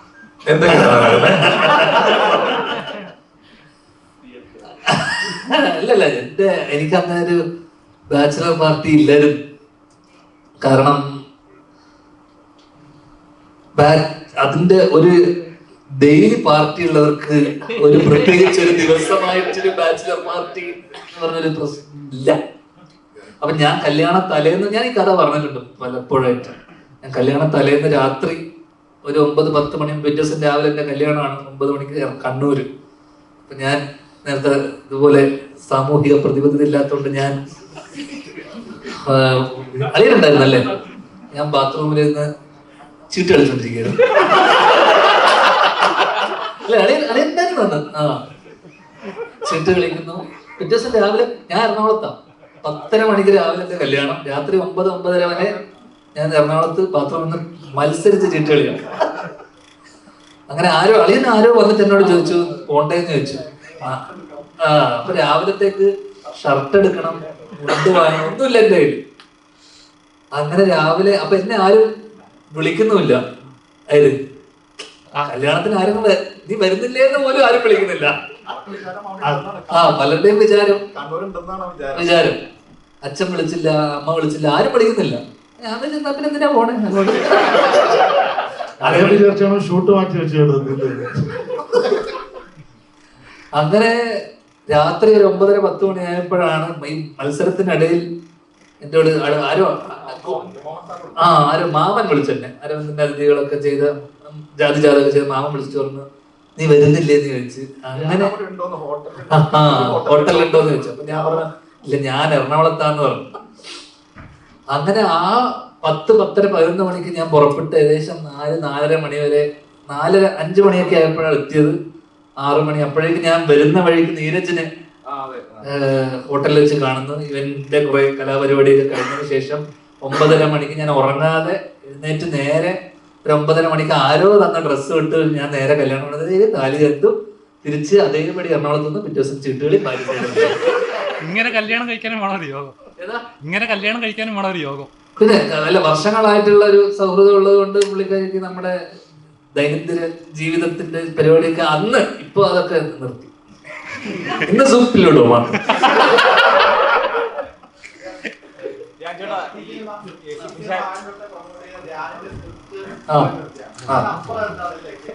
അപ്പുറം ഒന്നുമില്ല എന്നുള്ളതാണ്. അല്ല ഇവന്റെ സംവിധാനം അല്ല സുരേഷ്, ഇതിപ്പോ ഞാൻ പറഞ്ഞില്ല, ഇതിപ്പോ നേരത്തെ പറഞ്ഞ പോലെ മാർക്കോ അല്ലെങ്കിൽ ഇപ്പം ത്രില്ലർ, വയലൻസ് സിനിമകൾ, എല്ലാതരം സിനിമകളും നമുക്കിപ്പോ ഇപ്പൊ ജാതി ജാതകം വന്നു, റൊമാൻസ് വരുന്നു. ഇപ്പം കഴിഞ്ഞ കുറച്ച് കാലങ്ങളായിട്ട് നമ്മൾ കാണുന്ന സീസൺ ഹിറ്റ് അടിക്കുന്ന പല സിനിമകളും ത്രില്ലേഴ്സ് ആണ്. ത്രില്ലർ അല്ലെങ്കിൽ ആക്ഷൻ, കാരണം കിഷ്കിന്റെ ആയിക്കോട്ടെ, മാർക്കോ ആയിക്കോട്ടെ, വയലന്റ് ത്രില്ലർ. അപ്പം മാസി വലിയ സിനിമകളാണ്. ചിരി മിസ്സാവുന്ന, ചിരി എവിടേക്കോ മിസ്സാവുന്നുണ്ടെന്ന് നമുക്ക് ഫീൽ ചെയ്യുന്നുണ്ട്. അത്തരത്തിൽ വളരെ സിറ്റുവേഷൻ ആയിട്ടുള്ള ശരിക്കും നടന്നൊരു ഇൻസിഡന്റിനെ ബേസ് ചെയ്തുകൊണ്ടുള്ള ചെറിയ നുറുങ്ങ് ചിരികളുള്ള ആ രീതിയിൽ നമുക്ക് തിയേറ്ററിൽ പോയി ഇറങ്ങി വരുന്ന സമയത്ത് പ്രത്യേകിച്ച് യാതൊരു ടേക്ക് ഹോമും ഇല്ലെങ്കിൽ പോലും ആ ചിരിയോടുകൂടി നമുക്ക് ഇറങ്ങി വരാൻ പറ്റുന്ന ഒരു സിനിമയാണ്. അത്തരത്തിലുള്ള സിനിമകളും വേണം, ആവശ്യമാണ്. കാരണം കറക്റ്റായിട്ട് ജാൻ ലാസ്റ്റിൽ ജാതിജാതകം വരുന്നു, പിന്നെ റൊമാൻസ് വരുന്നു, ചിരി നമ്മൾ എവിടേക്കോ മിസ്സായ സാധനങ്ങൾ. അപ്പൊ ആ തരത്തിൽ എനിക്ക് തോന്നുന്നു ആ രീതിയിൽ ആ കേസ് ഒരു സിഗ്നിഫിക്കൻസ് ഉണ്ട് ഇൻ കേസ് ഓഫ് നല്ല ഗുഡ് ഹ്യൂമർ എന്നുള്ള രീതി. ധ്യാൻ ചേട്ടാ ഇപ്പൊ ഒരു ജാതി ജാതകം പറഞ്ഞു, അത് നല്ലൊരു ഫിലിമാണ്, ഒരുപാട് ചിരിക്കാനുള്ള ഒരു എലമെന്റ്സ് ഉണ്ട്, എനിക്ക് ഇഷ്ടപ്പെട്ട ഒരു ഫിലിമാണ്. അപ്പം പക്ഷെ സോഷ്യൽ മീഡിയയിൽ ഒരു സ്റ്റേജ് കഴിഞ്ഞപ്പോഴേക്കും അവർ പറഞ്ഞു വെച്ചാൽ ഇത് 30 വയസ്സ് കഴിഞ്ഞവരെ കളിയാക്കുന്ന പോലെ ഫീൽ ചെയ്യുന്നു, ഞങ്ങൾ ഇങ്ങനെ ശരി ഒരു സിനിമയായി കാണാതെ പേഴ്സണൽ ആയിട്ട് എടുക്കുന്ന ഒരു സ്റ്റേജ് ഉണ്ടല്ലോ, അത് വല്ലാതെ സൊസൈറ്റി എഫക്ട് കരുതുന്നുണ്ടോ? അല്ല, സിനിമ ഇപ്പൊ കുറെ കാലങ്ങളായിട്ട് സിനിമ എല്ലാവർക്കും വളരെ പേഴ്സണൽ ആണ്. ഇപ്പൊ ഇവനൊക്കെ ഭയങ്കര പേഴ്സണൽ ആയിട്ട് എടുക്കുന്നില്ലേ പല കാര്യങ്ങളും. അപ്പൊ അതൊക്കെ ഒന്ന് അവരുടെയൊക്കെ തോളത്താണ് സിനിമ, അവരുടെ റെസ്പോൺസിബിലിറ്റി. കാരണം ഒരു കോമൺ മാൻ റെസ്പോൺസ്, ഇത് എന്റർടൈൻമെന്റിന് മാറിയിട്ട് വേറെ രീതിയിൽ വളരെ ക്രിട്ടിക്കലായിട്ടും എനിക്കില്ലാത്ത പ്രശ്നവും ഇവിടെ ഇല്ലാത്ത പലർക്കുള്ള പ്രശ്നം നിങ്ങൾക്കുണ്ടാവും. എന്റെ കരിയറിനെ ആലോചിച്ച്, എന്റെ ജീവിതത്തെ ആലോചിച്ച്, എന്റെ ഇതിന്റെ പ്രതിസന്ധി, മലയാള സിനിമയുടെ പ്രതിസന്ധി ഒക്കെ അവന്റെ തോളിലാണ്. ഒക്കെ അവർക്ക് പേഴ്സണലാണ്, മനസ്സിലായില്ലേ? കാരണം അത് നമുക്കൊരിക്കലും ഇത് ചെയ്യാൻ പറ്റില്ല. അത് അവന്റെ പേഴ്സണൽ തോട്ടാണ്, നമുക്ക് ഒരിക്കലും ചെയ്യാൻ പറ്റാത്ത. അപ്പൊ പലർക്കും പലതും പേഴ്സണൽ ആവുന്നിടത്ത് എന്ത് പറ്റുന്ന വെച്ച് കഴിഞ്ഞാൽ ഒരു കൈൻഡ് ഓഫ് ഹെയ്റ്റ് പ്രൊപ്പഗേറ്റ് ചെയ്ത് തുടങ്ങും നമ്മൾ. അപ്പൊ ഈ ഹെയ്റ്റ് എന്ന് പറയുന്ന സാധനം, ഞാൻ ഇവനെ ഒന്നും ചെയ്തിട്ടില്ല, പക്ഷെ അവൻ എന്നോട് വെറുപ്പുണ്ട്, ഞാൻ ഇവനെ എന്ത് ചെയ്തു? അപ്പോ എന്ത് ചെയ്തിട്ടാണ് അവൻ എന്നോട് ഇത്ര പ്രശ്നം? കാരണം ഞാൻ എത്രയോ കാലങ്ങളായിട്ട് ഞാൻ സിനിമ ചെയ്യുന്നു, ഇത് ചെയ്യുന്നു. അപ്പൊ നമുക്ക് ഇവിടെ ആൾക്കാരെ വെറുക്കുന്ന എന്തിനാ അറിയാമോ? നമ്മൾ സിനിമ ചെയ്തുകൊണ്ട് നമ്മൾ ഏറ്റവും ഇവിടെ വലിയ സൂപ്പർ സ്റ്റാർ ആയിട്ടുള്ള വലിയ നല്ല സിനിമ ചെയ്യുന്നവരൊക്കെ നല്ല മനുഷ്യന്മാരാന്ന് എനിക്ക് തോന്നുന്നുണ്ടോ? ഒരിക്കലല്ലായിരിക്കും ചിലപ്പോ അതേ ഓടാത്ത പല പൊട്ടി സിനിമ ചെയ്യുന്ന ഞാനോ നല്ല മനുഷ്യനല്ലടാ. അത് ഈ ജഡ്ജ് ചെയ്യുന്നതും ആസ്വദിക്കുന്നതായിട്ട് വലിയ വ്യത്യാസമുണ്ട്. വിദേശത്തൊക്കെ ഒരു ബ്രേക്ക്ഫാസ്റ്റ് കൊണ്ട് തന്നാൽ എൻജോയ് യുവർ ബ്രേക്ക്ഫാസ്റ്റ് പറഞ്ഞാൽ നമ്മൾ എൻജോയ് ചെയ്യാനാണ് പറയുന്നത്. ഇവിടെ നമ്മൾ എല്ലാ സാധനവും വളരെ ജഡ്ജ് ചെയ്യുകയാണ്. അപ്പോ ഇപ്പൊ ഞങ്ങളുടെ ഇന്റർവ്യൂ, ഞങ്ങളെല്ലാവരും ഈ പടത്തിന്റെ പ്രൊമോഷൻ ഇന്റർവ്യൂ ചെയ്തല്ലോ, ഞങ്ങൾ 4-5 സുഹൃത്തുക്കളാണ്. ഞങ്ങൾ അങ്ങോട്ടും ഇങ്ങോട്ടൊക്കെ പറയുന്നത്. ഞാൻ ഇതിന്റെ ചില ഇന്റർവ്യൂ ഒക്കെ ലിങ്ക് കിട്ടി ഇങ്ങനെ കമന്റ് ഒക്കെ വായിച്ചു നോക്കുമ്പോൾ ചില ആൾക്കാര് ഈ ധ്യാൻ അത് പറഞ്ഞത് തുഷാരടിക്ക് ഇഷ്ടപ്പെട്ടില്ല, മറ്റവൻ ഇവന്റെ ഈ സമയം എത്രയും അജു വർഗീസ് അങ്ങോട്ട് നോക്കിയിരുന്നത് നിങ്ങളിൽ എത്ര പേർ ശ്രദ്ധിച്ചു? ഇതൊന്നുമില്ല. ഇതൊക്കെ ഇവർ പേഴ്സണലായി എടുത്ത് ഞങ്ങളുടെ ഓരോരുത്തരുടെയും ആ സമയത്തെ മാനസികതയിൽ എന്തായിരുന്നു, ഞങ്ങൾ ഇങ്ങനെ ഒരു വിദ്വേഷം മനസ്സിൽ വെച്ചിട്ടായിരിക്കും ഇത് ചെയ്തതെന്നൊക്കെ ഓവർ തിങ്ക് ചെയ്ത് കഥകൾ മെനഞ്ഞ് കമന്റുകൾ ഇട്ടുകൊണ്ടിരിക്കുകയാണ് പലതരത്തില്. അവിടെ ഇതിനെ എന്ത് രസമായിട്ട് കണ്ട് ചിരിച്ച് മറക്കാവുന്ന ഒരു കാര്യമാണ്. ഇതൊരു ഇന്റർവ്യൂ അല്ലേ, അതൊരു ഇനം ഞങ്ങൾ പ്രസന്റ് ചെയ്തൊന്നുമല്ലോ. ഞാൻ പണ്ടൊക്കെ, ഞാൻ ഇന്നലെ ധ്യാനെ വിളിച്ചു പറഞ്ഞു, ഞാന് നമ്മുടെ പ്രോഗ്രാം കണ്ടിട്ട് നല്ലതാന്ന് പറയുന്ന ആൾക്കാരുണ്ട്, TV ഷോ കണ്ടിട്ടുണ്ട്, സിനിമ കണ്ടിട്ട് പറയുന്നുണ്ട്, ഇന്റർവ്യൂ കണ്ടിരുന്നു നന്നായിരുന്നു എന്നൊക്കെ ചിലർ പറഞ്ഞു. അതൊരു ഐറ്റം പോലെയായി. ഒരു ഐറ്റം നമ്മൾ ചെയ്ത പോലെ എന്റെ ഐറ്റമാണ്. എനിക്കിതറിയില്ലല്ലോ. ഞാനേ ഇടക്കാലത്ത് ഈ ക്യാപ്ഷൻ ഇടുമല്ലോ, ഞാൻ നല്ല ക്യാപ്ഷനുകൾ ഇടുമായിരുന്നു. ഒരു ദിവസം ഞാൻ നോക്കിയപ്പോഴേ ചേട്ടാ ഇന്നത്തെ ക്യാപ്ഷൻ ഏറ്റില്ലെന്നൊരു കമന്റ്. ഇത് ഞാൻ വെറുതെ ഫോട്ടോ എടുത്ത് ഒരു ക്യാപ്ഷൻ അതെനിക്ക് പെട്ടെന്ന് കിട്ടല്ലേ. ഒരു ദിവസം ഇതിന്റെ ക്യാപ്ഷൻ ഇടണം, എനിക്ക് 10 വയസ്സ് പ്രണയമില്ലാത്ത കാര്യം എനിക്കറിയാലോ. നല്ല ക്യാപ്ഷൻ ദേഷ്യം വേണ്ട, ചിരിക്കുന്നെങ്കിൽ ഒരു ചിരി വന്നിട്ട് കാണുമ്പോ ഇന്നത്തെ ക്യാപ്ഷൻ അത്ര ഏറ്റില്ലെന്നൊരു കമന്റ് വന്നപ്പോൾ ഇതൊക്കെ ജഡ്ജ് ചെയ്യാണ്. ഇതവൻ റിവ്യൂ പറയാൻ തുടങ്ങി എന്റെ ക്യാപ്ഷന്. ഇതിന്റെയൊക്കെ റിവ്യൂ പറയേണ്ട വല്ല കാര്യമുണ്ടോ? അതുകൊണ്ട് ഒരു പ്രശ്നം ഉണ്ടാവും. നമ്മൾ പിറ്റേ ദിവസം ശ്രദ്ധിക്കും ക്യാപ്ഷൻ ഇടുന്ന സമയത്ത്. ഞാൻ നിർത്തി എനിക്ക് ഇതിന്റെ ജഡ്ജ്മെന്റിന് എന്താ ഞാൻ ഫോട്ടോ എടുത്ത് ചിലപ്പോ എനിക്ക് നിർത്താൻ പറ്റുന്നില്ല. എനിക്ക് എന്റെ പ്രശ്നം അറിയുമോ, ഈ ഇന്റർവ്യൂ രസമില്ല, ഇത് ചിരിക്കാനൊന്നും ഇല്ലെന്നോ എനിക്ക് ടെൻഷനാ. പിന്നെ നന്നാക്കണല്ലോ. പക്ഷെ നിങ്ങൾ ഈ ജീവൻ എന്തെങ്കിലും സംസാരിച്ചില്ലെങ്കിൽ ജീവൻ റെസ്റ്റ്ലെസ് ആയി തുടങ്ങി. ഞാൻ ഈ കാര്യം പറഞ്ഞപ്പോ ഇവര് ഷാരിചേട്ടൻ, അഭിചേട്ടൻ, ധ്യാൻ ചേട്ടൻ ഇവരെ കുറെ നാളുകളായിട്ടുള്ള സുഹൃത്തുക്കളാണ് നിങ്ങൾക്ക് എല്ലാവർക്കും അറിയാലോ. അപ്പൊ ഇവരുടെ ഇടയ്ക്ക് ആ ഇന്റർവ്യൂവിന്റെ അടുത്ത് ഞാനും പോയി പെട്ടു. അപ്പൊ ഞാനും ഇതിന്റെ ഇടയ്ക്ക് ഗ്യാപ്പ് കിട്ടുമ്പോ എന്തെങ്കിലും പറയാ, ഇവരുടെ ചിരി കണ്ട് ആസ്വദിക്കാന്ന് പറഞ്ഞപ്പോ എനിക്കും കിട്ടി. ഇവൻ അറ്റൻഷൻ പിടിച്ചു പറ്റാൻ നോക്കുവാന്ന്. അപ്പൊ ഞാൻ പിന്നെ നിങ്ങൾ സംസാരിച്ചോട്ടെ, എനിക്ക് അത്ര അങ്ങനെ തോന്നിയോണ്ടാ നിന്നോട് മൈക്ക് തരാൻ ഞാൻ പറഞ്ഞത്. അല്ലല്ല, ഓരോ കാര്യം ഒരു ആവശ്യമില്ലാതെ ജഡ്ജ് ചെയ്യുന്ന ഉണ്ട്. വളരെ നേരത്തെ ചേട്ടൻ പറഞ്ഞാല് വളരെ രസകരമായിട്ട് കണ്ട് കൊള്ളാലോ എന്ന് പറഞ്ഞ് ഒഴിവാക്കാൻ പറ്റുന്ന സാധനങ്ങളൊക്കെ ഈ പറഞ്ഞാല് വല്ലാണ്ട് ചിന്തിച്ച് കാട് കയറുന്നുണ്ട്. പിന്നെ തമാശ പറഞ്ഞു കഴിഞ്ഞാൽ അത് കളിയാക്കലാണോ എന്ന് തോന്നും. ഈ പറഞ്ഞ പോലെ വയലൻസ് കുറച്ച് അധികം ആയി കഴിഞ്ഞാൽ ആൾക്കാർ എത്ര ആൾക്കാർ സിനിമ കണ്ട് ഞാൻ നന്നായി പുറത്ത് പോയി ജോലി ചെയ്ത് കുടുംബം നോക്കാന്ന് പറഞ്ഞ് പോയിട്ടുണ്ടെന്ന് എത്ര ആൾക്കാർ അങ്ങനെ ചെയ്തിട്ടുണ്ടാകും. പക്ഷെ ആരും അതിനെപ്പറ്റി പറയുന്നില്ല. എല്ലാവർക്കും ഒരു കാര്യത്തിന്റെ മോശം പിന്നെ കാര്യങ്ങൾ പൊക്കിപ്പിടിച്ച് ഇത് കൊള്ളത്തില്ല, അത് ഇങ്ങനെ ചെയ്യാൻ പാടില്ലായിരുന്നു. നല്ല ഗുണങ്ങൾ ഒരുപാടുണ്ട്, അതിനെപ്പറ്റി ആരും സംസാരിക്കുന്നില്ല. പിന്നെ നല്ലത് വിശ്വസിക്കാതെയുമായി. അതായത് ഞാൻ ഒരിക്കൽ പറഞ്ഞല്ലോ, അതായത് ഒരുത്തം പോയി 10 പേരെ ഇടിച്ചിടുന്നത് വിശ്വസിക്കുന്ന അത്ര പോലും ഒരുത്തം പോയി 10 പേർക്ക് കൂടെ മേടിച്ചു കൊടുക്കുന്ന സിനിമ വിശ്വസിക്കുകയല്ല. ഇല്ല അവനെ നന്മമരെന്നൊക്കെ വിളിച്ച് അവന്റെ ചാറെടുത്തിട്ട് അവനെ പരിപിളക്കി കളയും. ചെയ്യാൻ പറ്റത്തില്ല. ആരോടെങ്കിലും നന്നായിട്ട് പറഞ്ഞാൽ കേറോളിയായി. അങ്ങനെ ഇപ്പൊ ഓളികളുടെ കാലമുണ്ട്, അത് നമ്മൾ മനസ്സിലാക്കണം.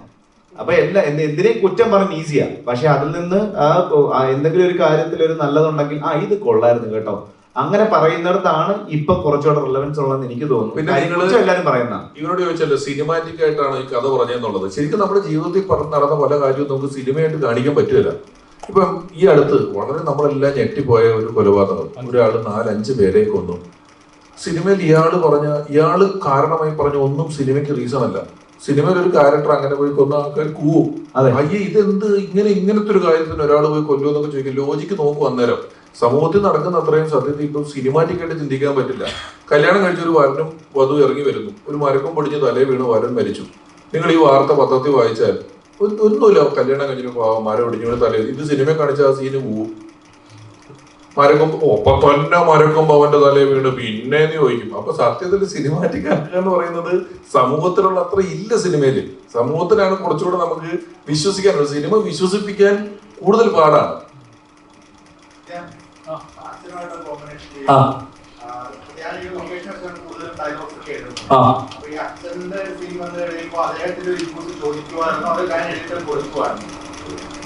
അന്നത്തെ ദിവസം നമ്മൾ എഴുതിയിട്ട് പുള്ളിയെടുത്ത് നമ്മളത് ഡിസ്കസ് ചെയ്തു. ഡയലോഗ് പറഞ്ഞ സമയത്ത് ശ്രീനി സാറാണ് അത് ഏറ്റവും ആപ്റ്റായിട്ട് ആ സീൻ ഒന്ന് ജസ്റ്റ് ഒന്ന് ബ്രീഫ് ചെയ്തപ്പോ പുള്ളി അതിനകത്ത് എന്തൊക്കെ പറയണം വേണ്ട എന്നുള്ളതൊക്കെ ജസ്റ്റ് ഒന്ന് പുള്ളി പറയും. അത് അതിനപ്പുറം ഭയങ്കര ഇൻപുട്സ് ഒന്നും ഉണ്ടായിരുന്നു. അല്ല, അങ്ങനെ ഭയങ്കര നിർണായക ഘട്ടമൊന്നും ഈ സിനിമയിൽ അത്തരത്തിലുള്ള വലിയ ഘട്ടങ്ങളൊന്നും ഇല്ല. ഇതിലൊരു നമ്മള് കോമിക്കലായിട്ടും വളരെ സെറ്റാറിക്കലായിട്ടും പറഞ്ഞു പോകുന്നതുകൊണ്ടും ഈ ഇൻസിഡന്റ് കൃത്യമായിട്ട് പുള്ളിക്ക് അറിയാവുന്നതുകൊണ്ടും അവിടെ വലിയ കോൺവെർസേഷൻസോ ഡയലോഗുകളോ അല്ലെങ്കിൽ അത്തരത്തിലുള്ള സംഭാഷണങ്ങളൊന്നും ഇല്ല ആ പുള്ളി വരുന്ന ഏരിയയിൽ പ്രത്യേകിച്ച്.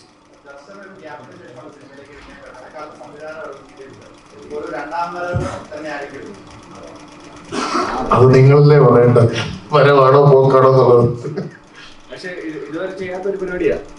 എനിക്ക് വളരെ ഇഷ്ടപ്പെട്ട ഭയങ്കര എന്താ പറയുന്ന ഭയങ്കര ഫ്രീ ആയിട്ട് ചെയ്യാൻ പറ്റി. അത് ഡയറക്ടറിനെയും ധ്യാനിനെയും തന്നെയാണ് ഫുൾ ക്രെഡിറ്റ് പോകുന്നത്. ധ്യാൻ ചേട്ടാ ഇന്റർവ്യൂസിൽ രമേശ് ചേട്ടൻ ഒത്തുപിടിച്ച് നിൽക്കുന്നുണ്ട്. ധ്യാൻ ചേട്ടൻ ഒരു പിൻഗാമിയായിട്ട് രമേശ് ചേട്ടനെ കാണുന്നുണ്ടോ? കല്ല് വെച്ചെറിയുന്ന ആളില്ല ചേട്ടാ, നിന്റെ പിൻഗാമിയാക്കിയടാ. എന്തൊരു കഷ്ടടാ ഇവന്മാരെ കൊണ്ട്. ഞാൻ ആ മത്സരത്തിന് ഇല്ല. സത്യം പറയട്ടെ, ഭയങ്കര അസൂയോടെ ഇരിക്കുകയാണ്. ഞാൻ ഈ മത്സരത്തിന് ഇതിത്ര ഒരു മത്സരമാണ്, ഒരു മത്സരമായിട്ടല്ല ഞാൻ വന്നത്. പ്രമോഷൻ എന്ന് പറഞ്ഞ് വന്നു കഴിഞ്ഞപ്പോഴേ ഇത് മത്സരമാക്കി ചിലർ. ഇവൻ അവരതിലടിച്ചു, ഇവൻ അതിലടിച്ചു, ഇവൻ അങ്ങോട്ട് പറഞ്ഞു. പക്ഷെ ഞാൻ പൊതുവെ ഒരു ഇന്റർവ്യൂ, നമുക്കൊരു ഇന്റർവ്യൂവിന്റെ പോക്ക്, ഇപ്പൊ ഒരാള് സംസാരിക്കുന്നുണ്ടെങ്കിൽ, ഇപ്പൊ സംസാരിക്കുന്ന സമയത്ത് എനിക്ക് എന്തെങ്കിലും കൗണ്ടർ അടിക്കുക, തിരിച്ചു പറയുക, അതിനപ്പുറം ആ മൊത്തം സെഷൻ ഇൻട്രസ്റ്റിംഗ് ആക്കുക എന്നുള്ളതാണ് ഞാൻ എപ്പോഴും ചിന്തിക്കുക. കാരണം ഞാൻ ബാക്കിയുള്ളവർക്ക് ഒരു സ്പേസ് കൊടുത്തിട്ടും ബാക്കിയുള്ളവർ സംസാരിക്കട്ടെ, അല്ലെങ്കിൽ അവർ സംസാരിക്കട്ടെ, ജീവന്റെ ചില സാധനങ്ങൾ ഇട്ട് പറയാനുള്ള ഗ്യാപ്പ്. പിന്നെ ഞാൻ ബേസിലിനോട് വർഷം ശേഷം ചെയ്യുന്ന സമയത്തും നമ്മൾ അവർക്കൊരു സാധനം ഇട്ട് കൊടുത്താൽ മാത്രമേ അവർ തിരിച്ച് കൗണ്ടർ അടിക്കുള്ളൂ. അപ്പൊ നമ്മൾ അങ്ങോട്ട് പറയാനും ഒരു ഗിവ് ആൻഡ് ടേക്ക് ഉണ്ടാവണം. അപ്പോൾ എല്ലാം ചിലവരിപ്പോ രമേശന്റെ കേസിൽ രമേശൻ കോൺസ്റ്റന്റ് ആയിട്ട് അടുത്തെന്ത് പറയണം എന്നുള്ള ഡീപ്പ് തിങ്കിങ് ആണ്. അപ്പൊ നമ്മൾ ശ്രദ്ധിച്ചാൽ മതി, ഇന്റർവ്യൂ ശ്രദ്ധിച്ചാൽ മതി, നമ്മളൊരു സാധനം അടിച്ചിട്ട് അവിടെ ചിരിച്ചോണ്ടിരിക്കുമ്പോഴും രമേശനല്ലേ ഇപ്പൊ ഒരെണ്ണം അടിച്ച് ഇതിന്റെ മുകളിൽ അടിക്കണം. ശ്രദ്ധിച്ചാൽ മതി, കെയർഫുൾ ആയി ശ്രദ്ധിച്ചാൽ നിനക്ക് മനസ്സിലാവും. എപ്പോഴും ബാക്കിയുള്ളവരുടെ തമാശക്ക് ചിരിക്കൂല. ഞാന് വളരെ പണ്ട് ഞാനും ധർമ്മനും ഒക്കെ പരിപാടി ചെയ്യുന്ന സമയത്ത് തന്നെ പ്രൊഫ് മാസ്റ്റേഴ്സ് ഒക്കെ തന്നെ ഞങ്ങൾ അങ്ങനെ അത്ര ചിരിക്കാതെ വളരെ സീരിയസ് ആയിട്ട് നർമ്മം പറഞ്ഞിട്ടുള്ള ആൾക്കാരാണ്. നിന്റെ അച്ഛൻ തമാശ പറയുമ്പോ അദ്ദേഹം പറയുന്ന നിമിഷം വരെ നമുക്കൊരു തമാശ വരുമെന്ന് മനസ്സിലാവില്ല, അതുപോലെ നിൽക്കുമായിരുന്നു. ഞാൻ അദ്ദേഹത്തിനെയൊക്കെ കണ്ടുപെടുന്ന ഒരാളാണ്. അതുകൊണ്ട് ഞാൻ പറയട്ടെ അപ്പോ നീ പറഞ്ഞു തീരുന്നവരെ ഞാൻ മിണ്ടിയിട്ടില്ല. നീ പറഞ്ഞു തീരുന്നവരെ ഞാൻ മിണ്ടിയിട്ടില്ല. അപ്പോ ഈ തമാശ പറയുന്നതിന് കുറച്ച് മുമ്പേ ആക്ഷനുകൾ തുടങ്ങി. അത് കഴിഞ്ഞ് പറഞ്ഞു ഞാനൊക്കെ വളരെ നിശബ്ദമായിരുന്നത് സൈഡിൽ കൂടെ അടിച്ച് പണ്ടിങ്ങനെ ഈ ഫോണിൻ പ്രോഗ്രാമുകളുള്ള കാലത്ത് ഫോൺ പിടിച്ച് നർമ്മം പറഞ്ഞ് ശീലിച്ചതാണ്. പിന്നെ അതൊക്കെ നിർത്തി എത്രയോ നാട് കഴിഞ്ഞിട്ട് നിന്റെയൊക്കെ ഇടയിൽ വന്ന് വെട്ടത്. അന്നാണ് എന്റെ തലയിലെ ഏതോ ഞെരമ്പിൽ കൂടെ ഒക്കെ കുറെ നാളിന് ശേഷം കറണ്ട് ഓടുന്നത്. അതുവരെ ഒന്നും ഞാൻ ഇങ്ങനത്തെ കൗണ്ടർ വെച്ചിട്ട് കുറെ നാളായി. എന്റെ തട്ടമാണ് കിങ്. നീ എടുത്തോ, നീ തന്നെ ഇവിടുത്തെ രാജാവ്, വേറെ ആരുമില്ല. നീ കാരണമല്ലേ ഇപ്പൊ കപ്പൽ മുതലാളി പിന്നെ വന്നത്. പിന്നെ നീ അല്ല രാജാവ് എന്ന് പറയേണ്ട കാര്യം എന്തിരിക്കുന്നത്? കാരണം എന്റെ ഡിജിറ്റൽ ഫാൻസിന് വലിയ വിലയിലായിരുന്നു. ഞാൻ അന്ന് പറഞ്ഞപ്പോ ഇത് വലിയ കാര്യം എടുത്തില്ല. അയ്യോ എന്റെ പൊന്നട സംഭവിച്ചിരിക്കുന്നത്. അപ്പൊ പലപ്പോഴും നമ്മൾ പറയുന്ന തമാശയും ബാക്കിയുള്ളവർ പറയുന്ന തമാശകളെ നമ്മൾ ആസ്വദിക്കുക എന്നുള്ളതാണ് ഏറ്റവും വലിയ ഇമ്പോർട്ടന്റ്. അപ്പൊ എന്ന് വെച്ചാൽ ഞാൻ ബേസിലുമായിട്ട് ഇരിക്കുന്ന വർഷം കേസ് എനിക്ക് ഭയങ്കര ഇൻട്രസ്റ്റ്, ഒരു സെഷൻ പോലെയാണല്ലോ. പിന്നെ നമ്മളെ ഈ പറയുന്ന നമുക്ക് പരിചയമുള്ള ഇതിലുള്ള ഒരുപാട് ആൾക്കാരുണ്ട്, ഇവരുമായിട്ടുള്ള ഒരു ഇന്ററാക്ഷൻ ആണല്ലോ സിനിമ ഇതിന്റെ കൂടെ. കാരണം എത്ര പേര് സിനിമയെ കുറിച്ച് എന്ത് പറയാൻ പറ്റും? സിനിമയെ കുറിച്ച് നമുക്കൊരു 5-10 വാക്കിൽ തീരും. അല്ലെങ്കിൽ അതെല്ലാരും വന്നിട്ട് എന്താ പറയുന്നത്, സിനിമയെ കുറിച്ച് പറയുമ്പോൾ ഇതിൽ പറ്റി കൂടുതലൊന്നും പറയാൻ പറ്റില്ല, ഇതിൽ ഇത്രയും പറയാൻ പറ്റും, ഇങ്ങനെയല്ലേ പറയുള്ളൂ, ഇതൊരു ഇങ്ങനെയാണ്. അപ്പൊ ബാക്കി ഒരു 5 മിനിറ്റ് കൊണ്ട് സിനിമയുടെ ചർച്ചകളൊക്കെ തീരും. ബാക്കിയുള്ളത് വെറും ചിറ്റ്ചാറ്റ് പോലത്തെ കോൺവെർസേഷൻ ആണ്, കാഷ്വൽ കോൺവെർസേഷൻ. നീ പറഞ്ഞ പ്രശ്നം അങ്ങനെ ഉണ്ടെങ്കിൽ എനിക്ക് പഠിക്കണമല്ലോ. ഉണ്ടെങ്കിൽ എനിക്ക് തോന്നുന്ന കാര്യം, ഇപ്പൊ കഴിഞ്ഞ കുറെ അധികം നാളുകളായിട്ട് ഈ തമാശയിലുള്ള പൊളിറ്റിക്കൽ കറക്റ്റ്നെസ്, നമ്മൾ പറയുന്നതിനെ പേഴ്സണലി എടുക്കുക, സീരിയസ് ആയിട്ട് എടുക്കുക എന്നൊക്കെയുള്ള കാര്യം കൊണ്ട് ഞാൻ തലയിൽ ഒരു സൈമൾട്ടേനിയസ് ആയിട്ട് ഒരു എഡിറ്റിംഗ് പ്രോസസ്സ് നടക്കുന്നുണ്ട്. പണ്ട് ഇത് ഞാനോ ധർമ്മനോ ഒക്കെ ഇരുന്ന് അങ്ങോട്ടും ഇങ്ങോട്ടും പറയുന്നതിന് നമുക്ക് ഈ കുഴപ്പമില്ല. ഇപ്പം പ്രത്യേകിച്ച് ഞാൻ എന്റെ രാഷ്ട്രീയമൊക്കെ തുറന്നു പറഞ്ഞ് നിൽക്കുന്ന സാഹചര്യത്തിൽ നമ്മൾ പറയുന്ന സാധനത്തിന്റെ ഏതെങ്കിലും ഒരു വാക്കോ അറ്റോ മൂലയുടെ ഒരു കഷ്ണം കൊണ്ടുപോയി ഹെഡിങ് ആക്കി മറ്റൊരു സാധനമാക്കി മാറ്റപ്പെടുമെന്നൊരു ഭയം ഉള്ളത് കൊണ്ട് പറയുന്നതിന് മുമ്പ് ചിലപ്പോ ഇങ്ങനെ ചിന്തിക്കുന്നുണ്ടാവും. അതായിരിക്കും, അല്ലാതെ അടുത്തത് ആർക്കിട്ട് എന്തടിക്കാന്ന്. എനിക്ക് തമാശ പറയുന്നതിന് പ്രതിഫലമായി പണം കിട്ടി ശീലിച്ചവനാണ് ഞാൻ. അതുകൊണ്ട് ഞാൻ ഫ്രീ ആയിട്ട് പറയുമ്പോ എനിക്ക് അതാ കൗണ്ട്. അത് പറഞ്ഞാൽ ഞാൻ എന്റെ കുടുംബം നോക്കിയത്. അപ്പൊ നിന്റെ കൂട്ടത്തിൽ വന്ന് വെറുതെ ഇരുന്ന് പറയുമ്പോ ആലോചിച്ച് നല്ലൊരു കൗണ്ടർ അടിക്കണം എന്നും ഒരു പിണ്ണാക്കും ആലോചിക്കുന്നില്ല. ഇപ്പൊ ഉണ്ടാക്കിയ സാധനം ഇപ്പൊ ആലോചിച്ചിട്ട് ആലോചന കിട്ടിയതാ. ഇങ്ങനെ പറഞ്ഞെങ്കിൽ എന്തെങ്കിലും ഉണ്ടാവണമല്ലോ. സാർ നീ തന്നെ രാജാവ്. എടാ നമ്മൾ ഒറ്റ കെട്ട കേട്ടോ, നമ്മളൊരൊറ്റ കെട്ട, ഞാനും നീയും. നമുക്ക് ഒന്നിച്ച് ഒരൊറ്റ ശത്രുവുണ്ട് ഇനി ഇവിടെ. ഈ കള്ളപ്പണം വെളുപ്പിക്കുന്നവരുമായിട്ടുള്ള കൂട്ട് നമ്മൾ ഇന്നുകൊണ്ട് അവസാനിപ്പിക്കുകയാണ്. ഇനി നമുക്കിതില്ല. ഇതിന്റെ പടമില്ല. ഈ സാമൂഹിക പ്രതിബദ്ധത ഇല്ലാത്തവരുടെ കൂട്ടത്തിൽ നിന്നും എന്നെ രക്ഷിക്കൂ. വരൂ നമുക്ക് പോയി എന്തെങ്കിലും സാമൂഹിക പ്രതിബദ്ധതയോടെ എന്തെങ്കിലും ചെയ്യാം. നമുക്ക് കാണ ക്ലീനാക്കാൻ പോവാം. വരുന്നുണ്ടോ? പണ്ട് NSSന്റെ കാണ ക്ലീനാക്കിയിട്ടുള്ള നമുക്ക് ഇപ്പൊ പോയി ചെയ്യാം. റെഡിയാണ്? ആരെങ്കിലും വരുന്നുണ്ടോ കാണ ക്ലീനാക്കാൻ?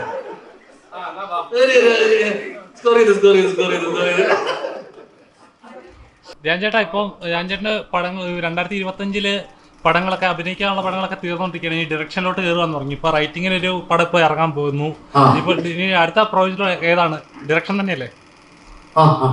ഏപ്രിൽ മെയ് വരെ കുറച്ച് കമ്മിറ്റ്മെന്റ്സ് ഉണ്ട്. അത് കഴിഞ്ഞ് കഴിഞ്ഞാൽ കഴിഞ്ഞു. ഏത് ജോണർ ആയിരിക്കും? ഏകദേശം ഒരു ക്ലൂ.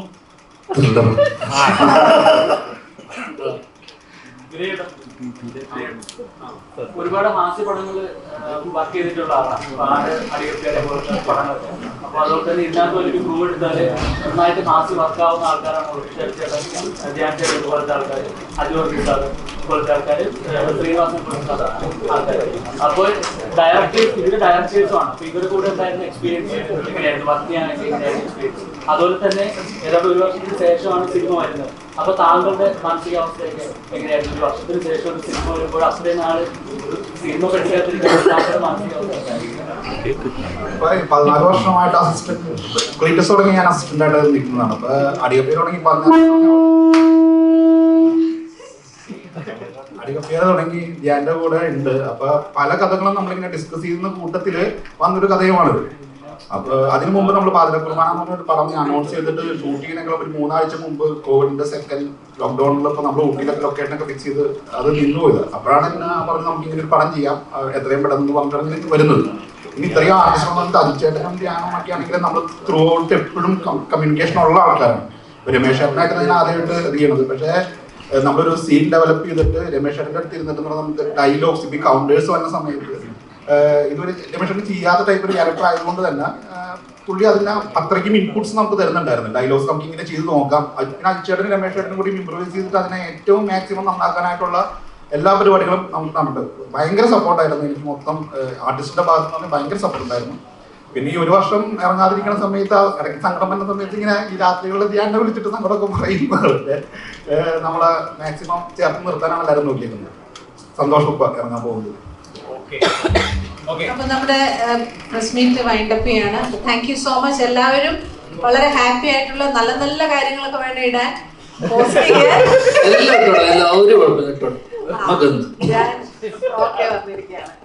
അപ്പൊ എല്ലാവരും നാളെ സിനിമ കാണാനും കൂടെ എത്തണം കേട്ടോ. രാവിലെ ഉറപ്പല്ലേ? ഏത് പടം മിസ്സാവില്ല. അപ്പൊ എല്ലാരും രാവിലെ 28-ാം തീയതി രാവിലെ സിനിമ കണ്ടിട്ട് മുൻവിധിയോടെ അല്ലാതെ പോയി സിനിമ കണ്ടിട്ട് പറ കേട്ടോ. നല്ലതാണെങ്കിൽ മാക്സിമം ജിൽജിലായിട്ട്. Thank you so much. So thank you, thank you so much everyone.